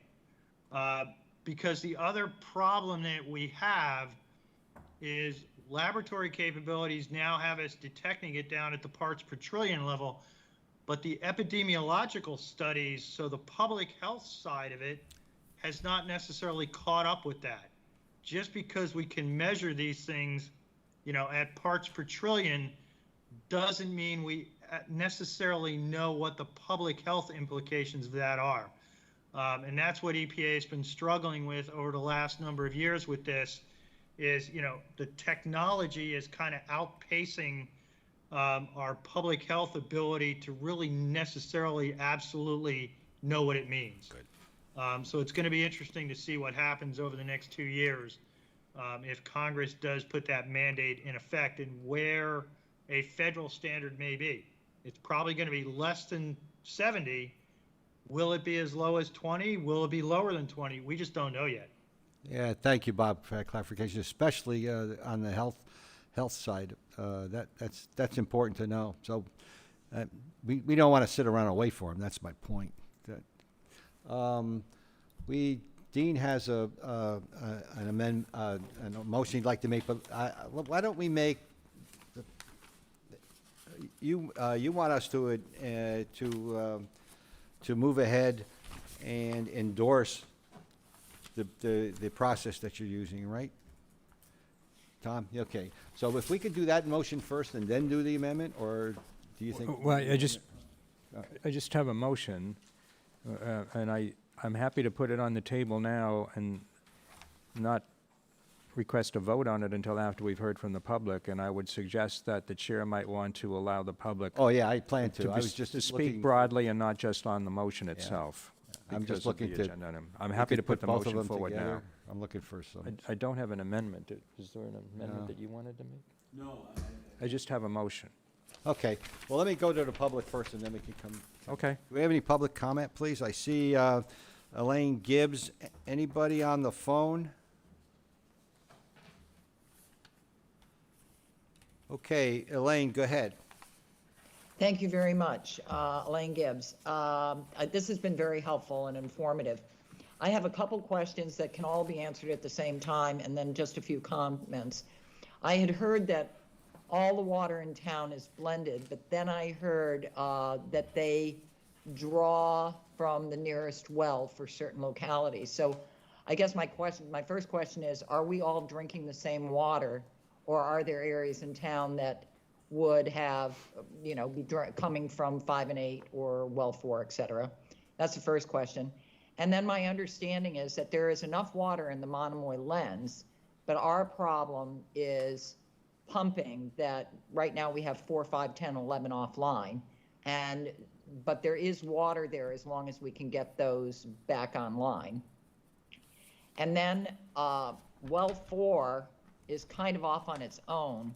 So if those numbers go up, because there are some PFAS there, and we've seen that this thing, as Bob said, is ubiquitous. I mean, the numbers skyrocketed relatively at 5, and then they dropped, so they could go back up. If well 4 is put online and those numbers go up, is there the capacity to blend with another well or not? And then with 5 and 8 and well 4, would you be, because they do have PFAS in it, would you be testing those weekly as we move forward? And I understand that 10 and 11 currently have no PFAS. I think that was what people said. The other issue is that, as you discussed, that before we can remove PFAS, you can't treat it. You have to have filtration systems, so that you have to remove the iron and manganese. Right now, 6, 7, and 9 have an iron and manganese plant. I think in hindsight, at town meeting, what I would have liked to have seen is to amend those two articles. One was for 5 and 8 and one was for 10 and 11, to ask for more money so that when we go to special town meeting in the fall on this, we would have been able to expand the consideration as to what to do. I would hope that we fast track whatever we can, find money wherever is available in the town budget right now, because I think in the perfect world, we would like to have all 11 wells with iron and manganese treatment, so that if PFAS show up, we can just slap on the filtration systems, because otherwise we can't treat it. So I would hope that we fast track this so that special town meeting we can move forward. Otherwise, we have to wait till the annual town meeting to even start iron and manganese plants. And I frankly think that if we don't have water, nothing else really matters. So I would hope we can find money to get as much research done and find out in the perfect world what we would like to see happen with our infrastructure, so we can have all 11 wells online. Thank you. Thank you, Elaine. Any comments, Tom? Yeah, as I indicated before, depending if you have a well that's on your street and the water main's going right by, chances are you're drawing from that well. Right now, 5 is not online, so that's not even into the equation. However, as far as blending, everything goes to the tank ultimately during the night and filling up. So everything's blending together. We sample at each of the wells. We have that as far as our quarterly sampling, as well as we have the tank that we sample as well when everything's mixed in. So we're getting good readings from all of those. One of your other questions was the putting for the removal for iron and manganese. Right now, as Leah indicated, we don't have iron and manganese in wells 10 and 11 currently. Not to say that it won't be there in 3 or 4 years. I think when we're looking at designs for these type of facilities, that we include future growth for PFAS, making sure we have the ability to add these tanks in an area that's already been cut and squared away for your site plan approvals, so you have future growth ahead of time. And we're doing it in stages, so we're not costing the taxpayer all this money up front, and we may or may not ever get iron and manganese in that well, or PFAS in that well. So I think we keep an open mind, and we make sure we are ready for it if we have to build them, but we're not necessarily spending all that money up front for something that isn't needed. So hopefully I've answered your questions, Elaine. I think a lot of it was dealing with acting and moving forward with a special town meeting, and I guess, Jill, you can answer on that side of things. Mr. Chair, I think there were 2 other questions. I didn't write them down, but I counted 4 questions that Elaine had. And Elaine, go ahead, Dr. Bob. Yeah, I made some quick notes. One question had to do with the capacity of the lens. There is, again, and we talked about this at one of the other meetings, USGS has estimated that the entire Cape only uses about 5% of the sole source aquifer. It's very similar for the Monomoy lens. So there is plenty of water under our feet. It is just an ability to get that water out of the ground, treat it, and get it distributed. You can only build water mains so big. You can only put so many wells in. As I mentioned at the last meeting, where we discussed this, we did do a study back in the early 2000s, I recall, where we looked at the entire town of Chatham and other opportunities for siting wells. And that's what led us to wells 10 and 11 at their locations. There were a couple of other sites that were identified, but when test wells were put in place and analyzed, those sites already had a high iron and manganese or some other issue that made them, less attractive to put a well in at this time. Now, it doesn't mean you couldn't develop it in the future, but those sites were going to be much more expensive right up front to put in. And so, that's why 10 and 11 came along, and based on the water need projections, that was sufficient to meet the need, assuming all these other wells that we currently have were online. One of the other questions had to do with well 4 blending. There really is no quick opportunity to blend well 4 because there isn't another well close by. 5 and 8 are geographically right close to each other. Wells 2, 3, and 4, 1, 2, and 3 are close together. 6, 7, and 9 are close together and tied into the treatment plant. Well number 4 is kind of sitting out there by itself. That doesn't mean that a treatment facility couldn't be looked at to do wells 5, 8, and 4 because those 3 are relatively close together, not maybe as close as you'd like, but they could be done with one treatment facility. It would just be a question of finding a site where we could put a facility the size of, the Morton Road treatment plant, because there's a lot of land in that area that is not owned by the town. It's owned by the Chatham Conservation Foundation. So all those things come into play, but it would be doable, but there is no quick opportunity, if you will, to blend 4. And the other question just had to do with, if we do go with blending, how often would we be testing the blended water from 5 and 8? That would obviously be a discussion point with DEP and potentially the town as to whether or not we'd be looking at testing that blended water weekly or bi-weekly or what. But that would be part of the process that would be discussed as we'd go forward getting DEP approval to do the blending. So I think pretty much all our questions between what Tom answered and what I just answered, I think we're covered. Thank you, Dr. Bob. Just one more comment that I think ultimately having iron and manganese plants built to cover our significant wells is crucial, because I think we know that PFAS are going to show up. And I don't think we should be in a position where we have to shut them down because we can't filter out iron and manganese. So even if it's $30 million to build 3 plants, I say the taxpayers will go for it. I mean, if it means our water rates go up. So I hope that we're not making decisions based on the tolerance of the taxpayers, but on the fact that if this is something that's going to get worse as we move forward, we have to be prepared so that we don't end up shutting down more wells and running out of water.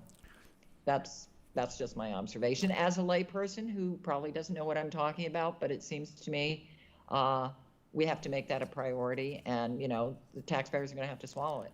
Thank you. Thank you, Elaine. Any other comments, Dr. Bob or Tom? I don't. Well, I have, before I go to the room of Florence Selden has been waiting for a while. Florence?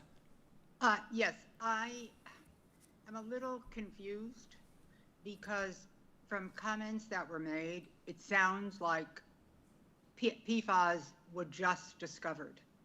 Bob made the comment, and I think absolutely, when he talked about in great detail a comprehensive wastewater plan many years ago, this issue came up. PFAS is not newly discovered. Tom started out by saying we've been testing since 2013 for PFAS, but at that time it was 70 parts per trillion. I didn't hear a word about PFAS. The only place I heard word about PFAS was when I attended several meetings sponsored by the Mass Breast Cancer Coalition and the Silent Spring Institute, who have been talking with the town of Barnstable for many years over this. So we didn't discover PFAS in the water today. They've been there. What has changed is that the state DEP changed their standard to 20 parts per trillion. I think people in the town need to understand this. We suddenly do not have unhealthy water, water that is, or unsafe water, or water that's unsafe to drink. And I would like to hear both Bob and Tom talk to this. We have safe water in this town. What we're looking at, I think, by adding wells 10 and 11, and we've talked about this, is redundancy, having way beyond the PFAS that we felt when July 4th came and everybody used water or showered or went to the bathroom at the same time. we needed more wells. It isn't because of PFAS that we need more wells. So that's why I feel frustrated, because it sounds like we just discovered them. No, we have not just discovered PFAS in the water. And as far as where they come from, well, we do know that all the plastics that we use, septic systems, as a matter of fact, the European Union just took a vote to get rid of some of the plastics that contain these polycarbonates. So I think the town people would like to know above all else, is it safe to drink the water that I take out of my tap every day? Thank you. Thank you, Florence. We have someone in the, is Carol, I believe her name is.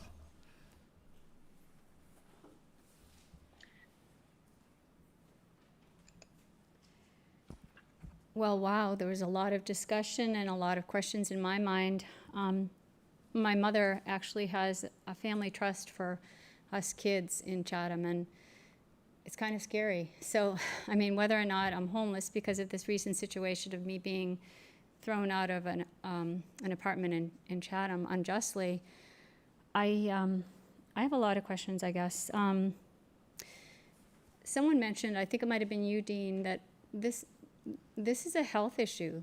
This isn't an ecological EPA kind of issue. I want the people at home to know I have a little background in health, and I was an EMT for 15 years, licensed EMT. I was a licensed CNA for 5, and trained as a nurse, and I have a vested interest in people's health.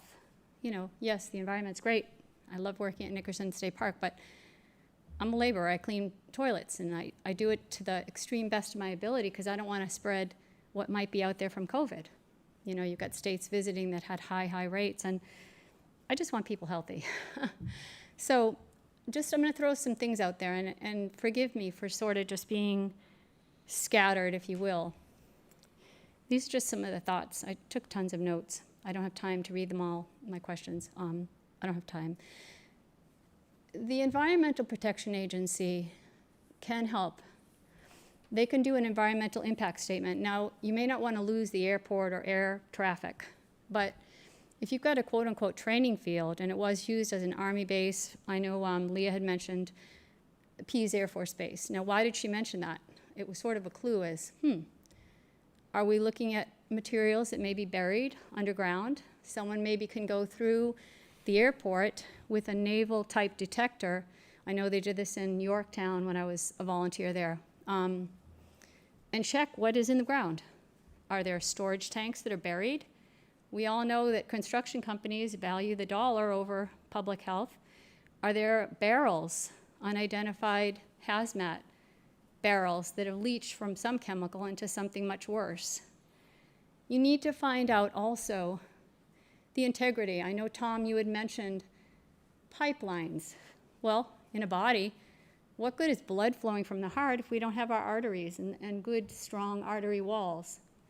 Well, if there's disintegrity, meaning broken water mains or old water mains or rusted water mains or corroded water mains, that's the first thing you need to check. So go ahead with that ground radar, if you will. Don't just take it around the airport, take it around town. Find out, before you worry about the water and the water quality, whether you have the means to transport that water from these wells, from these holding tanks, to the public. And I know you guys look like you're getting uncomfortable, but I mean, this should be every town. And what about, again, I'm throwing this out, 2017, Tom, I'm surprised that you're not showing the public maps and schematics, aquifers. Someone mentioned Monomoy, something or other.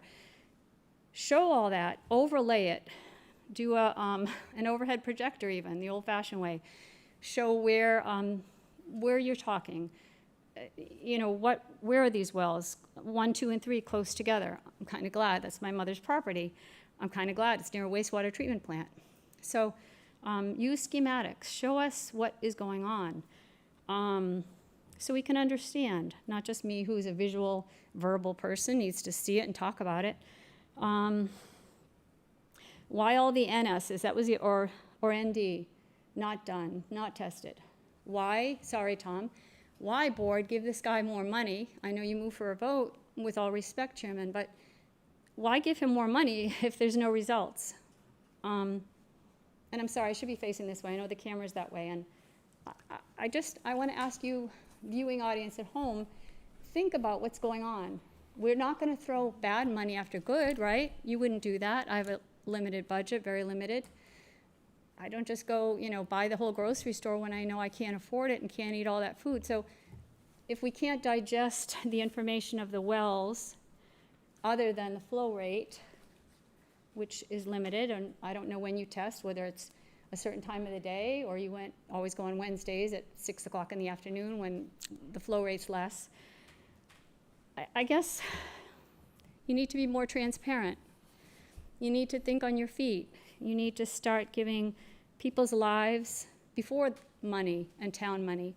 And $75,000 in the budget. Obviously, that's not going to pay for 3.5 million or 11 million. So think of long term. Think of what California's thinking of and hopefully implementing when I lived out there 10 years ago. Desalinization. So start thinking creatively. What are we going to do if, like Brewster, where I live now, temporarily living, they're not going to have any more bottled water in small bottles. We need water. So that was a really good point that you made, Shireen. Obviously, water is our lifeline. We can't live without water. So think of your means to get the water to you first and the integrity of those pipes, and then think of the water quality. And start being honest. And I know Leah Stanton is giving, sorry, Leah, but you sort of give a doomsday. We better move now, No. We better not move now to get wells 10 and 11 built. And it'll just be the same old, same old. I agree with the last caller is... You're about ready? Am I at time? Am I Yeah. at time? All right, Thank well, you. just start being considerate of people. That's all. Thank you. And then money. Thank you.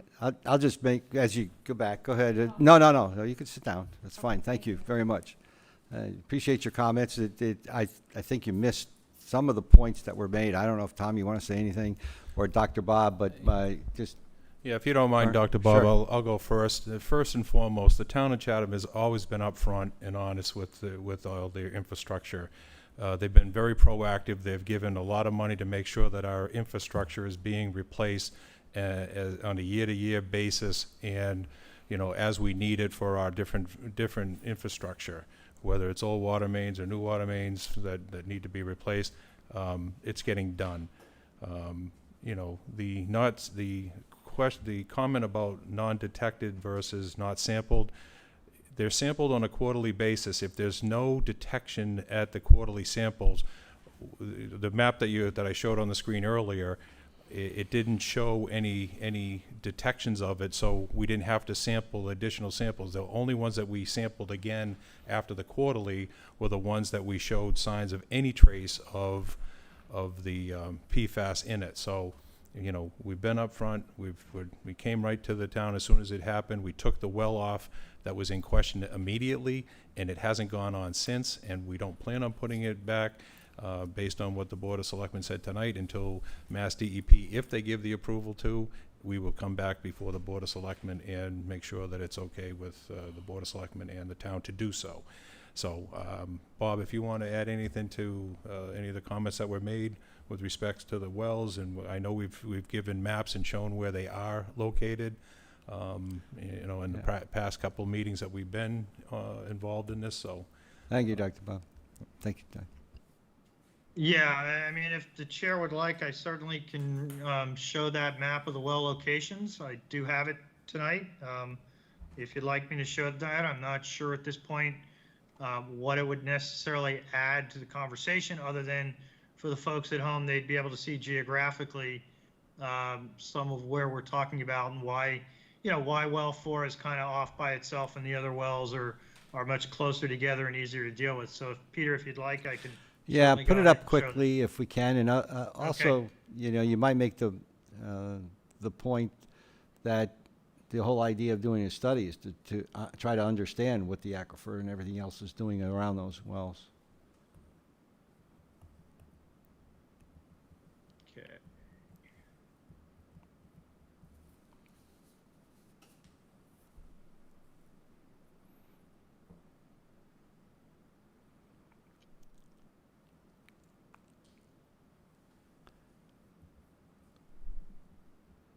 I'm going to ask the longtime people in Chatham while Bob is doing that. The airport, the way I remember seeing it, was a was a grassy field that was given to the town or bought by the town, and it was an unprepared area that was built upon. I don't remember or see anything that had underground storage tanks that I know of. There might be one in there, but I'm not sure. You guys know? All I can say is times have changed, and I think that people are more environmentally aware than they were back in probably the 40s and 50s.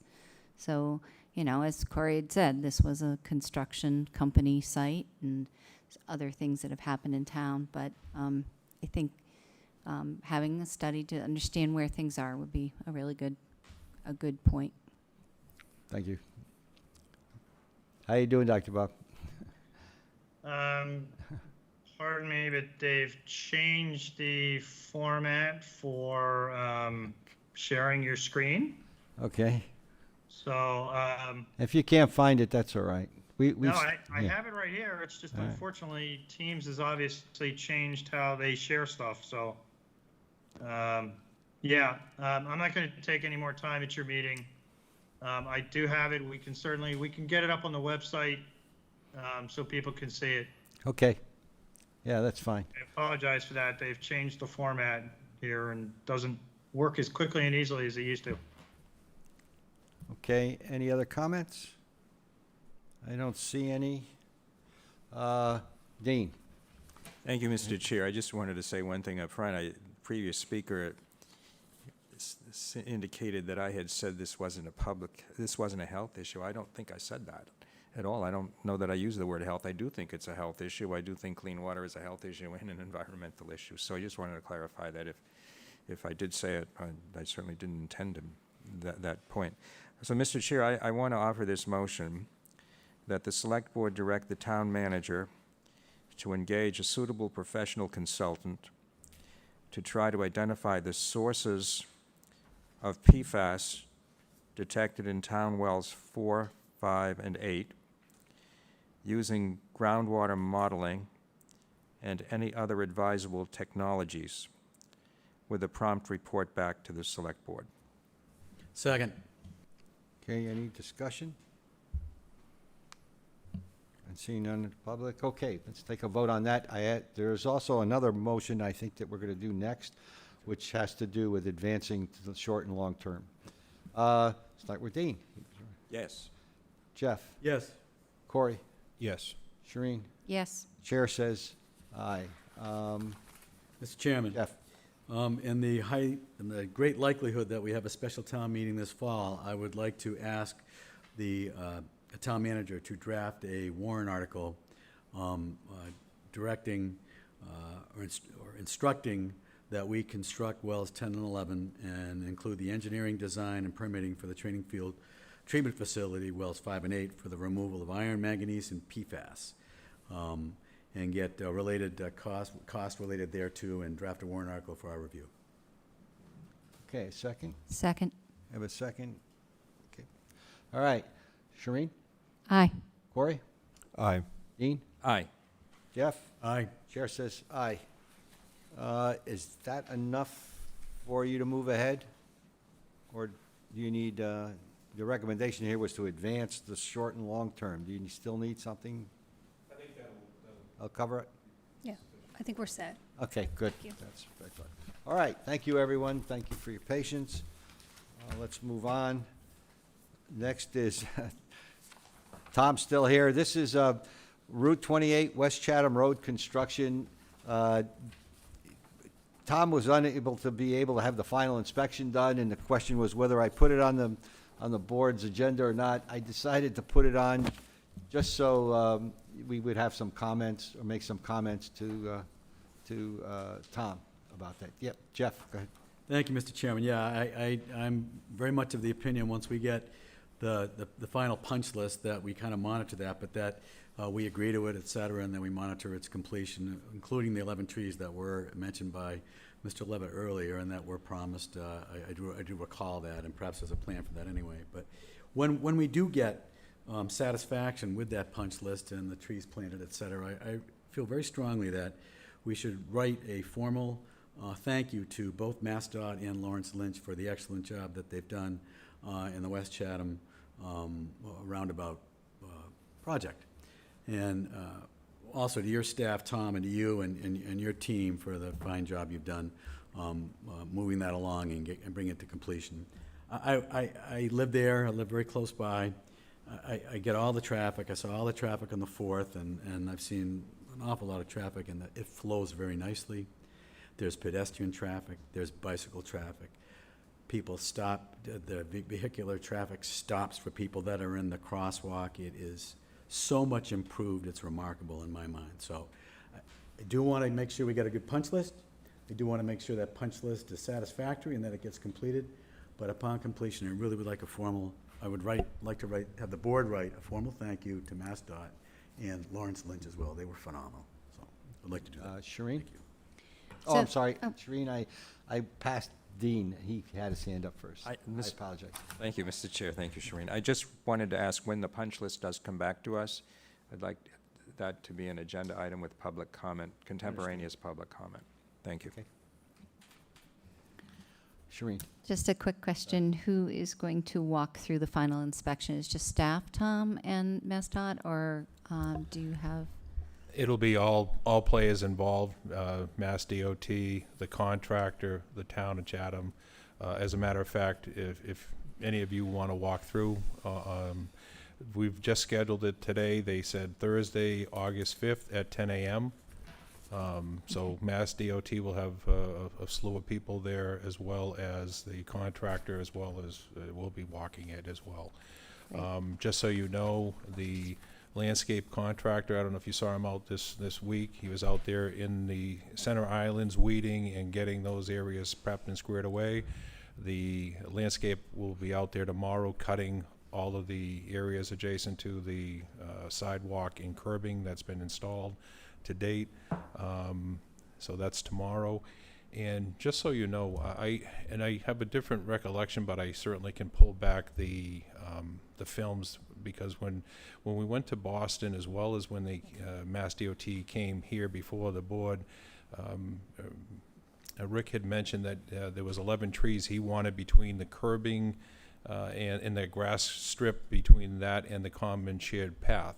And the state said absolutely not, because of it not being a breakaway object. So they've said no adamantly every time. However, just so you know, in the planting scheme, when you go out there, above and beyond what the original plans called for, they've supplied 6 more service berry trees. They've put in 5 hedge maple oaks and 5 blueberry that all get added to the north side. And some of those trees were being eliminated because there wasn't enough room between the pavement on the south side. So I asked that they be added onto the other side of the roadway, so we didn't lose any of the planting. So, you know, it will be there. I will ask them again for 11 trees. We may have to seek a release of demand from the owners of the property to put these on, because if you go down there, there's quite a few trees that are together, and there's really no room to put them in those lots. The only one that's really vacant is the 610 lot, where there's nothing in front of that, and I want to say that there was like 4 or 5 that were going to be proposed in front of there. And I think that they held off because they thought there would be some construction going on. So, but we'll walk it anywhere, and we did walk it with the tree warden, just to see what could grow in those areas. So we'll revisit it. I'll see if Dan can walk with us again on the walkthrough, and you're welcome to come and do the walkthrough with us, and love to have your input. And Thank you. I did get someone who hit a curb recently, and the other day, and what I did is I've just forwarded the bill. I've asked them to forward me the paperwork and the invoice, and I'm sending it directly to Mass DOT to see if they'll pay that. So that's taken care of as well. Okay, the only other question, I have a question, then I'll go to Jeff. Just a quick one. There was some discussion when we went up there. It was on side discussion on maintaining the trees, you know, watering them and so forth, at least in the initial phase. Is there Do They're, they have a rule? Yeah. yeah, they're responsible for maintaining it for a year. So if Okay. anything looks like it looks like it's diseased or dying or looks like it would fail, it'll be on our list when we walk, making sure, and we'll keep track from when the walkthrough takes place on the 5th, and we'll watch till next August on the 5th, and we still have a chance to have them come back and replace it. And then the clockwork starts. If there's any trees that get replaced, it starts from when they plant it again, a 1 year. So it's not just over. It's, it's got to be maintained. Thank you. Jeff? Thanks, Mr. Chairman. Yeah, Tom, I do recall the 11 tree conversation. I may have missed a subsequent chapter, but I do recall specifically talking with them and to them about the 11 trees being planted. So we'll just follow up as best you can, and let's see what we can get. Thank you. Thank you, Jeff. Corey? Just to follow up on Tom's offer to have us join the walkthrough, maybe we should just post a meeting for that time and date to cover us in case there's 3 or more of us who show up and put it on our calendar, because I wouldn't mind walking through. So, yeah. Yeah, I would too. I think it's a great idea. The more the merrier, Good idea. because then, there's your chance to voice. If we find places where we can put additional trees, and I will write the release of demands and approach the property owners to get those additional trees. I think it's something that we should do. I think it'll look like a nice corridor when we're done. Okay, Dean? No, I was just wanted to confirm. It's August 5th at 10 a.m. Is that correct? Yeah, okay.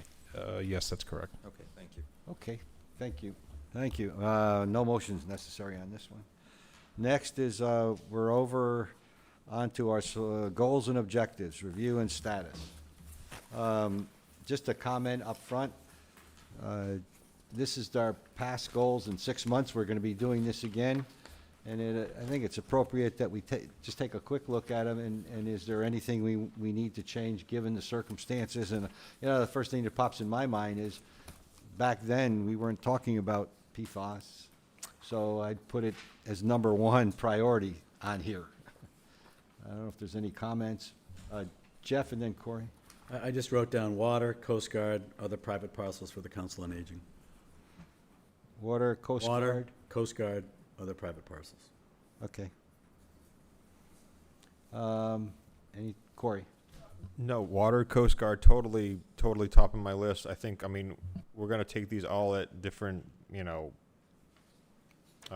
levels of priority. Are they all important to us? I know one thing, for whatever it's worth, the completion of the waterway bylaw review and revision, obviously, because I'm the waterways liaison, that's important to me. I think this is more appropriate to get that queued up in line for an annual town meeting. So I know there's talk about a special town meeting. I think procedurally these things belong more at an annual town meeting. So hopefully we can get that queued up, because I would like to see that done for next May for sure. I know the committees are looking to move forward, but the water is obviously top of the list. Okay, I was going to add also that I don't want to see the COA die in one way or another. I think it should be a priority, maybe even higher where it is. Dean hasn't said anything. Oh, okay. I'm sorry, Shireen. Go ahead. Thanks, Dean. Thanks. All right, so obviously the PFAS issue in the water quality is high on our radar, and it looks like we're stepping ahead in a good direction now. As far as the Council on Aging project, I would like to see us come back, have the board discuss the Council on Aging project from the perspective of, we don't need to vet every area that we had looked at before, but maybe there are some alternatives to some of the things that we looked at prior. Maybe there's some new information out there. I think it should be an internal discussion of us getting some of this information from staff, but I also would like to see the Council on Aging board bring back some recommendations from their perspective, and then have community discussion on it. But honestly, I think that there may be new things that come to light. Maybe we do look at something new. Maybe we look at something old in a different way. Maybe we incorporate other ideas. I think that's a priority. As far as that housing initiative, Coast Guard obviously is on our radar. Housing next steps, I think that we have quite a bit to discuss in the way of potential, the Buckley property coming forward. I'd like to, and Peter and I have had this discussion about having conversations with the neighborhood at Middle Road and see if they may be open to working together for maybe some affordable housing there, but also to work to preserve some of the property that they're interested in. And I think that if we could talk and get an engagement with them on that issue, I think it would be helpful.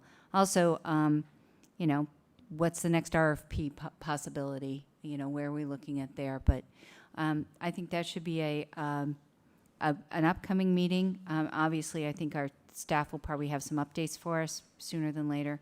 But I'd like to see us really be able to get something off the ground on the affordable housing side as soon as possible. Thanks. Thank you, Shereen. Dean? Thank you, Mr. Chair.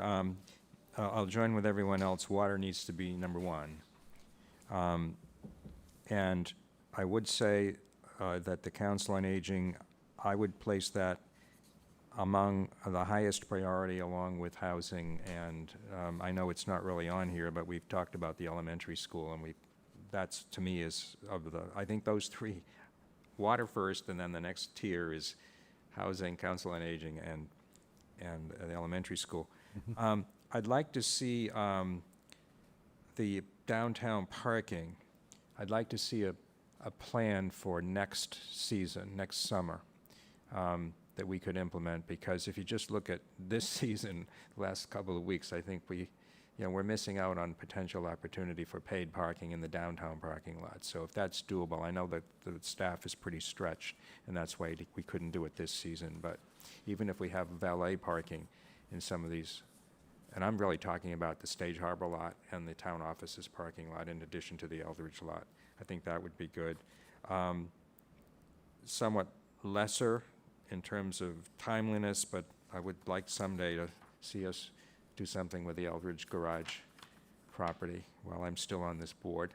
And I want to say one thing. We have an item on prioritizing capital projects, and we had a session of this board where we discussed priorities, but there still seems to be some perception, I know, among the Summer residents and perhaps even among the Finance Committee, that we haven't done that, but we have done it, unless I'm mistaken. We had Jill, you and Alex laid out, the formulas, and we added our thoughts on it, and we've done it. Yes, we had a workshop where we went through the various rating factors, including social value and so forth. I had it noted in here, the date that we did it. I think it was right after we did it. We had two discussions. Initial discussion on December 29th, 2020, and then another one, the workshop session, which was January 23rd, 21. And those were the warrant articles that got presented. Yeah.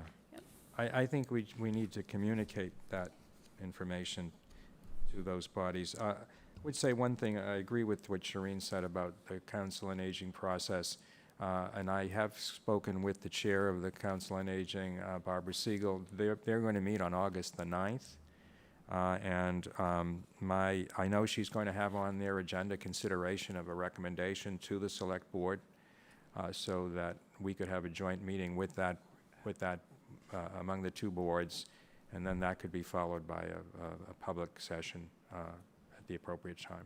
Thank you. Thank you, Corey, and then Shereen. I just wanted to make a comment on, and I don't know where I'm going to fall in the discussion with the downtown paid parking stuff, but it'd probably be beneficial to have a review of what the current policies are for parking on Main Street, because, I'm down there every day and I'm learning something new all the time. We can't do overnight parking in the municipal lots, but on Main Street, cars are parked there for days at a time sometimes, for whatever reason. We have cars parked on Main Street with for sale signs that are bouncing all around town. So we might want to just kind of get a real grasp on what our policies are, where we want to go with them, to get a better, focus on what we want to do. So, Shereen? Just as an additional update, I know that the Community Housing Partnership is meeting tomorrow, and they're going to start the process of looking at recommendations for additional projects for us. Good. Yeah, especially if we can get something new too, would be good. I just want to just piggyback on what Dean said about capital prioritization. I remember that. I remember the workshop. I remember the work that was done on it. And what gets lost in all of this is that, uh, priority is, building a budget is a priority process, and we go through that process in detail. When the town manager asks her directors to come in with what they think they need, and they lay out 69 things that they need, that's fiscally, that's one of the, you're doing that without a fiscal boundary. And then they go back and they put a fiscal boundary on it, and they come back with a priority list, and that's the budget that they give to us, which then we look at, in which we had a number of comments. But so there's the capital and there's the priority, so there's a lot going on as far as setting priorities. We get the broad brush that, you know, there's no priorities being made. Well, we have a lot of very, very important issues that we have, and this board, I'm kind of proud to say, looks very closely at what our financials are, and we look to the future, and we bring something to town meeting that we feel is fiscally responsible. And when we put a new capital project in there, it's done for a reason, and it's not because we don't have priorities, it's because we do have priorities. And they may not agree with it, and I get it. They vote against it. But that's my whole problem with some of the criticism that's laid out, because they don't see what's going on before it gets to them before town meeting. It's not a criticism of the people that are involved. It's a matter of understanding how the process is working, from my point. Jeff? Peter, I think that's very well said. I think you summarized it very nicely, and I share your sentiment. And I didn't mean to be glib when I laid out water and other private parcels as priorities. That comment on other private parcels was, I feel as though we've exhausted the kind of public availability of land for affordable housing and/or the senior center. I think we had a wonderful location for the senior center, and I agree with the approach that laid out by Dean and by Shireen on the pursuit of another place and time for the senior center. And I think we need to explore other possibilities as well. And the only other area where I believe we have room, if you will, is other private parcels in town, and there are other private parcels. I don't know how we go about doing that. I think it's kind of new territory for us as a municipality, as a town, but if we get free land that the town has said no to, then in a perfect location, then I think, puzzling, we walk away and we have to come up with another solution, because the current Council on Aging is just not acceptable. It's just unacceptable. And I would hope that folks would go there and take a tour, because then they'd realize why it's so unacceptable. It's just an unacceptable facility for our seniors. So we got to find them another home. So I didn't mean to give it short shift. I didn't mean to be glib. And of course, the elementary school is of huge priority and very much of importance. So thank you. Thank you, Jeff. Any other comments? You okay? Yeah, Mr. Chair, so just an update. So there is another RFP for private property for affordable or attainable housing that's due to go out in the next couple of weeks, and that will be due by August 31st. So that's one of those rolling RFPs that we're doing. And then as it relates to the Council on Aging, we had a request for proposal process. That's how 1610 came to us, as well as a couple of other parcels that the board had vetted. So what staff's doing right now is we're going to do one of those super charts that will have every parcel that had been examined, including 127 Old Harbor. Not that we're recommending that, but just so you and the public can see all of the parcels and properties that we've reviewed, why they were discounted or not moved forward. You have a better recollection of that. But some of it had to get discussed in executive session and not in public. And I think that what we can do with compiling that information, at least the public will know the due diligence that the board had done for a number of years to get to a recommended site. Thank you. Okay, on our final agenda item is consider committee appointments. I want to make a point that the Cemetery Commission is going to be deferred, mainly because we have another interview that has to be done. But all the rest are available. So we start with the Airport Commission. Corey. Yes, Mr. Chairman. I move to appoint Mike Ortiz to the Airport Commission until June 30, 2024, unless sooner revoked or a successor is appointed. A second? Second. Okay. Jeff? Aye. Dean? Aye. Corey? Aye. Shereen? Aye. Chair says aye. Mr. Chairman, Ye- I move to appoint Huntley Harrison to the Airport Commission until June 30th, 2024, unless sooner revoked or a successor is appointed. A second? Second. Okay. Shereen? Aye. Corey, sorry. Aye. Dean? Aye. Jeff? Aye. Chair says aye. We're over to the Community Preservation Committee. We have one vacancy for an at-large member until June 30th, 2024. Mr. Chairman, I move to appoint Deborah Aikman to the Community Preservation Committee as an at-large member until June 30th, 2024, unless sooner revoked or successor is appointed. Second? Second. Have a second? Corey? Aye. Shereen? Aye. Dean? Aye. Jeff? Aye. Chair says aye. Historic Business, Historic Business District Commission, one vacancy for the term to June 30th, 2024. Mr. Oh, go ahead. And two vacancies for an alternate terms to June 30th, Mr. 2022. I apologize for that. Go ahead. Mr. Chairman, I move to appoint Doug Grattan to the Historic Business District Commission until June 30th, 2024, unless sooner revoked or successor is appointed. Second. Second. Jeff? Aye. Dean? Aye. Corey? Aye. Shereen? Aye. The chair says aye. Okay. We need one for, two alternates. Mr. Chair, I move to appoint Steve DeBoer to the Historic Business District Commission as an alternate member until June 30th, 2022, unless sooner revoked or a successor is appointed. Do we have a second? Second. Second. Shereen? Aye. Corey? Aye. Dean? Aye. Jeff? Aye. And the chair says aye. We need an alternate, another alternate. I move to appoint Janet Whittemore to the Historic Business District Commission as an alternate member until June 30, 2022, and unless sooner revoked or a successor is appointed. Do we have a second? Second. Okay. Shereen? Aye. Corey? Aye. Dean? Aye. Jeff? Aye. Chair says aye.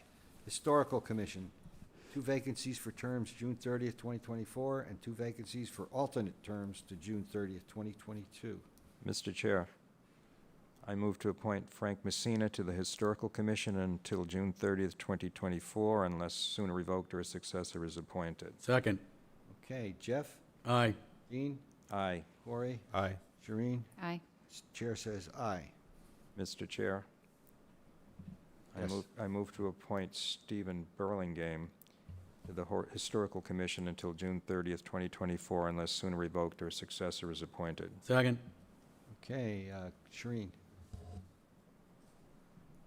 Is there another, there's only two, Oh, all right, two yeah, more. aye, I remember. Corey? Aye. Dean? I remember. Aye. Jeff? Aye. And the chair says aye. Mr. Chair, I move to appoint Sandy Porter to the Historical Commission as an alternate member until June 30th, 2022, unless sooner revoked or a successor is appointed. Second. Okay, any others? Okay, Well, there are two slots, so I think Two slots. we'll have another. oh, there we are. I'm in mistake. I'm right with you, Shereen. I'm a little confused. I'll start with Shereen. Aye. Corey? Aye. Dean? Aye. Jeff? Aye. Chair says aye. Mr. Chair, I move to appoint Janet Tennyson, I think that's how she pronounces it, to the Historical Commission as an alternate member until June 30th, 2022, unless sooner revoked or a successor is appointed. Second. Corey? Aye. Shereen? Aye. Dean? Aye. Jeff? Aye. And the chair says aye. Now we have 4 vacancies for the Planning Board for terms to June 30th, 2024. Have a motion. Mr. Chair, I move to appoint Catherine Halpern to the Planning Board until June 30th, 2024, unless sooner revoked or a successor is appointed. Second. Okay, Jeff? Aye. Dean? Aye. Corey? Aye. Shereen? Aye. The chair says aye. Next one. Mr. Chair, I move to appoint Robert Wirtschafter to the Planning Board until June 30, 2024, unless sooner revoked or a successor is appointed. Second. Second, Corey. Aye. Shereen. Aye. Dean. Aye. Jeff. Aye. The chair says aye. Next. Mr. Chair, I move to appoint Tom Gagan to the Planning Board until June 30, 2024, unless sooner revoked or a successor is appointed. Second. Dean. Aye. Corey. Aye. Shereen. Aye. Jeff. Aye. And the chair says aye. And the last one? Mr. Chair, I move to appoint J. Roger Griffin to the Planning Board until June 30, 2024, unless sooner revoked or a successor is appointed. Second. Okay. Jeff. Aye. Dean. Aye. Corey. Aye. Shereen. Aye. Court. And the chair says aye. Not too bad. And that completes our agenda for tonight. Congratulations. Mr. Chairman, motion to adjourn. Have a second? Second. Second. Jeff. Aye. Dean. Aye. Corey. Aye. Shereen. Aye. Chair says aye. Good evening, Chatham. Good, have a good week. Night, folks.